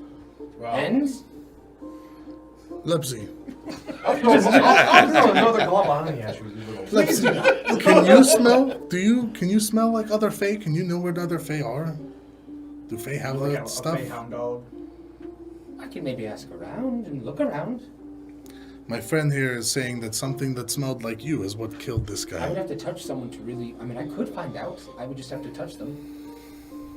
Touch the body? Yeah. If you're comfortable with it. Wow, you are dense. A living person. A Oh. living body. Oh, well, let me just resurrect him. That would literally just solve the problem. If only that was what we could do. Let's go take him to the Tears of Guyana, give Gilavena, whatever her damn name is, and resurrect him. I think it's hyper tribalism. Oh. Okay. Well, it's a start. There's a lot of face shit on this island. Too much, to be honest. Anyways, I'm going to go to the lovely hideout that I have for myself. So on. Goodbye. Good luck on your meeting. Lepsy follows. I'm Turns invisible. yeah, I'm going up to my room. Would you Wait, like to what do eat you mean your room? Yep, I'm gonna go up to my room. I'm gonna go inside. Follow you. You watch as, what do you call it, light lure, after this is just like, yeah, so, Oh, there's yeah, still you're a still barrel there. out here, by the way. Oh yeah, He can starts you bring walking that? Can you bring that around. inside? We don't just want to leave it out here. I really don't want. Come on. Can you just roll this to the meeting and then hand it off? No, that would be terrible. It's a terrible place to do that. Do it after the meeting. I don't even know if I'm gonna be allowed to speak during the meeting. I'm like, things they're doing are here, and I'm like here. Right. After the meeting. You'd be like, hey, Vice Corps guy, come over here. I need to talk to you for a couple minutes. You know what? I'll get it inside myself. You guys are asking a lot of me. Grab the barrel. This is the first time I've asked you to do anything.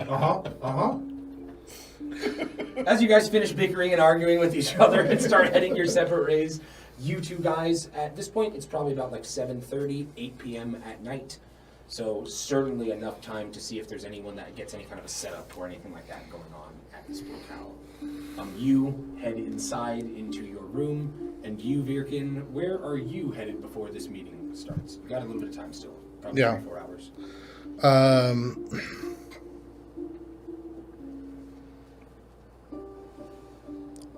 You know what? I think I'm gonna go to the blacksmith. Diunum? Yeah, I think so. Okay. As you go there, you can see what looks like. Make a luck roll. Let's see who's here, because it is night, so it's it's like 7:30, and Yep. there's the competition of peace. So let's see if they're done with their order. I'll set some things on a 12 and up, okay? Then Diunum and them are here. On a 8 through 11, just Fritz is here, and then on a 7 and down, no one's here. A 13. 13. Okay, gotcha. You can see what looks like Diunum. The tent is open. You can see Fritz and what looks like the young female that's in here. And you can see that they all seem to be drinking a little bit of ale right now. And like just, you get the sense of like relief across as you walk through the door. And you can see as the elderly one, Fritz, just looks at you and just says, "Oh, hey there. How are you?" Watch as he rubs his brow, takes a sip of this ale, and just like looks across, and you can see what looks like just tons of what look like spears and swords and what looks like shields that are just all stacked across pile on pile in 3 different distinct piles up here. You also see what looks like massive amounts of arrows and what looks like some bows that have been done recently as well. Okay. I'm gonna say to him, I'm well, thank you. Looks like you've all completed your task. He watches Diunum, shakes his head. It was quite a task at that. Seems odd. Rush order for such a large amount of weapons. True, it is. Fritz, didn't you finish on that new invention? You watch as Fritz perks up and says, "Oh, I was asked by your friend to come up with some kind of a quiver that had an ability to hold liquid in the bottom of it. And this will work. It can be removed and uncorked at the bottom, but this is really just my first attempt at it, so I don't know how often or how useful it can be, but the price has already been negotiated out, so he already knows the terms. But here you go." Watch as he hands you a quiver, and you see that this quiver has what looks like a lacquered leather bottom, and you can see that there's no stitching on the bottom. It's just like one piece of leather, and you can see what looks like a ring with what looks like 2 different washers that are on either side, and what looks like some kind of screwed in cork material that's on the bottom of this. Yeah, I will. I'll make sure I deliver this to him. Thank you. I appreciate it. Do you mind if I actually have just a moment alone with Diunum?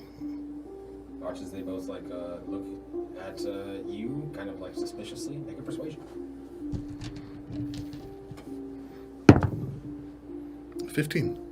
15, gotcha. Yeah, you watch as Fritz and this girl, they both just nod at you and they start to head out. And Diunum just well, what you need to meet with me for? I'm going to ask him a question, and my intent is to try and read him and see if he's going to lie to me. But I'm going to ask him, I'm going to say, I just need to know whose side you're on. And as I'm talking to him, I'm going to have a wicker crawl out of my hand and crawl down my fingers and then back into my palm. You get no reaction from him. He watches, just sternly and stoically says, "My own side. I make weapons for whoever asks. I used to stop, think about it, but these days, in a land indisposed from where I grew, I don't care what people do with my creations." Coin is all that speaks to you then. You order, I make it. You pay, I'm happy. That's fair enough.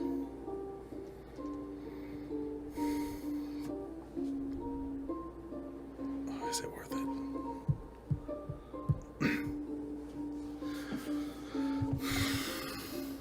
Well,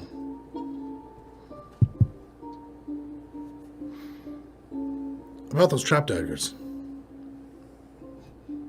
You looking for some? Yeah, I am. I know that my friend had stopped by and talked to you. Curious about what the cost was. Typically, those are about 10 silver apiece. 10 silver. but very ingenuitive. How quickly could you make one? I have some here now. You watch as he goes towards the backside of the tent. You can see as he pulls out a chest. You can see what looks like he unlocks it. And as he does so, you can see 5 in there. I'll take one. You watch as he hands it over.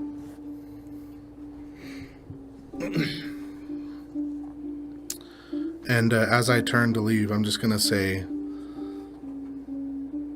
be aware. Times may be coming where you may be forced to choose a side or fall by the wayside. People always have need of someone that's good with weapons, boy. People come and go. Warfare stays the same. It's true. You could be forced. He shrugs his shoulders. Well, let's hope it doesn't come to that. He nods. Let's hope. Well, I guess you could maybe hope it does come to that for business, right?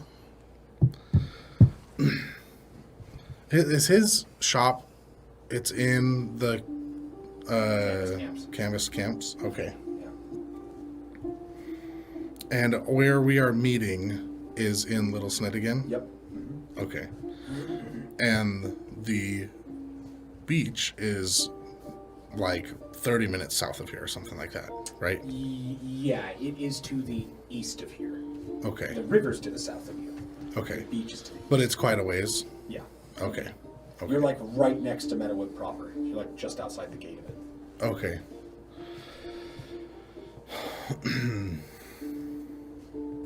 All right. Well, That's it.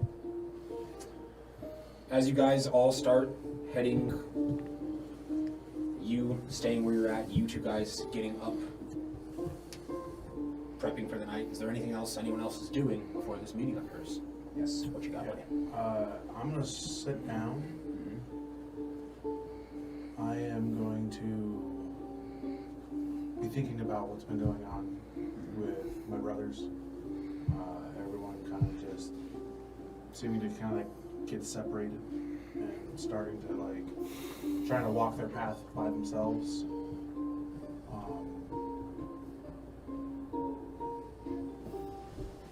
And I'm gonna try to reach out to Praxis.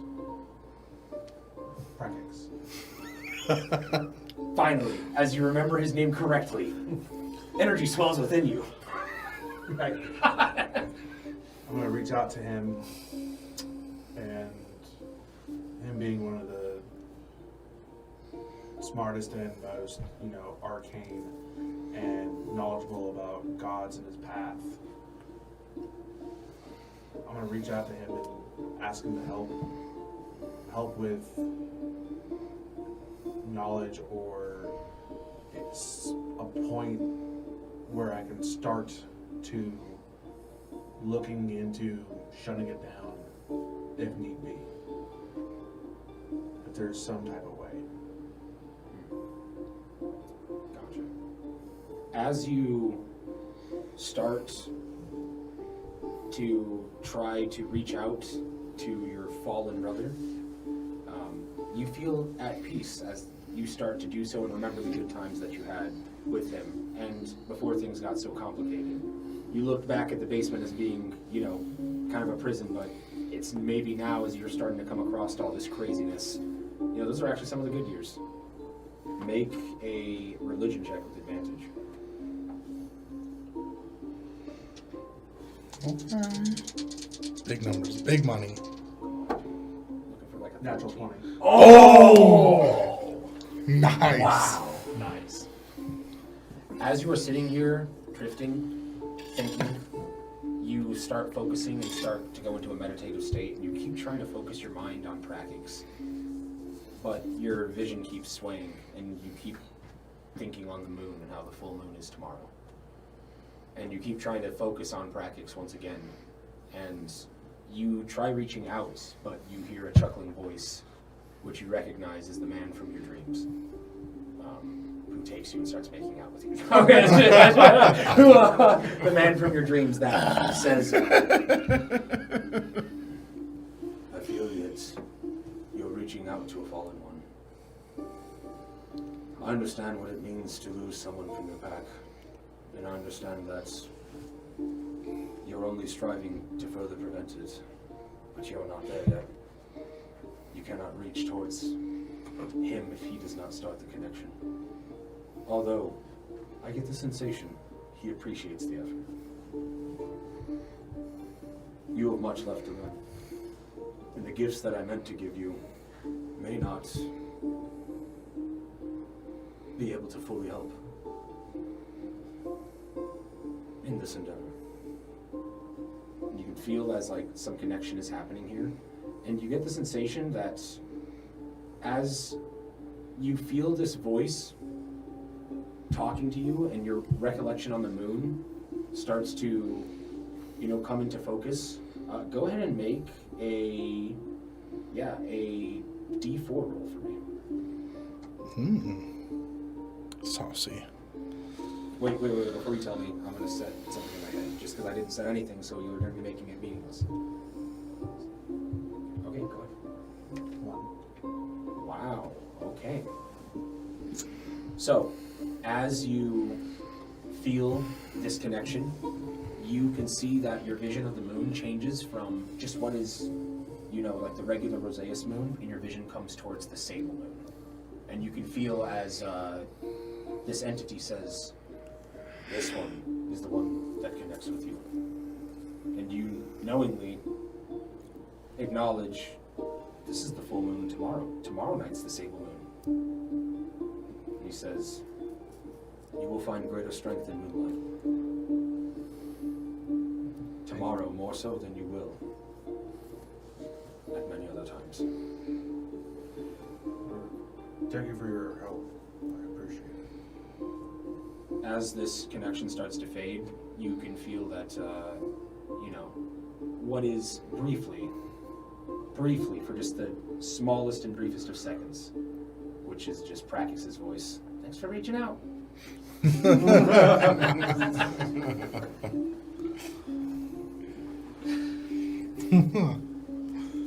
And as you contemplate over this and you're thinking on the moon, you're not sure exactly what this gift is going to entail, but knowing that your patrons seemingly are prepping you for this event, how is your character feeling about what's about to come forward?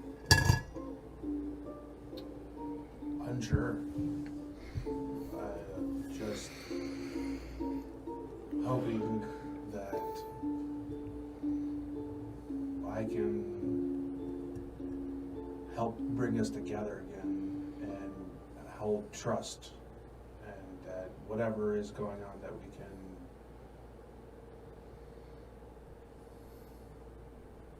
that everyone can trust us as a group, that no matter what kind of shit it is, that we can be fully honest and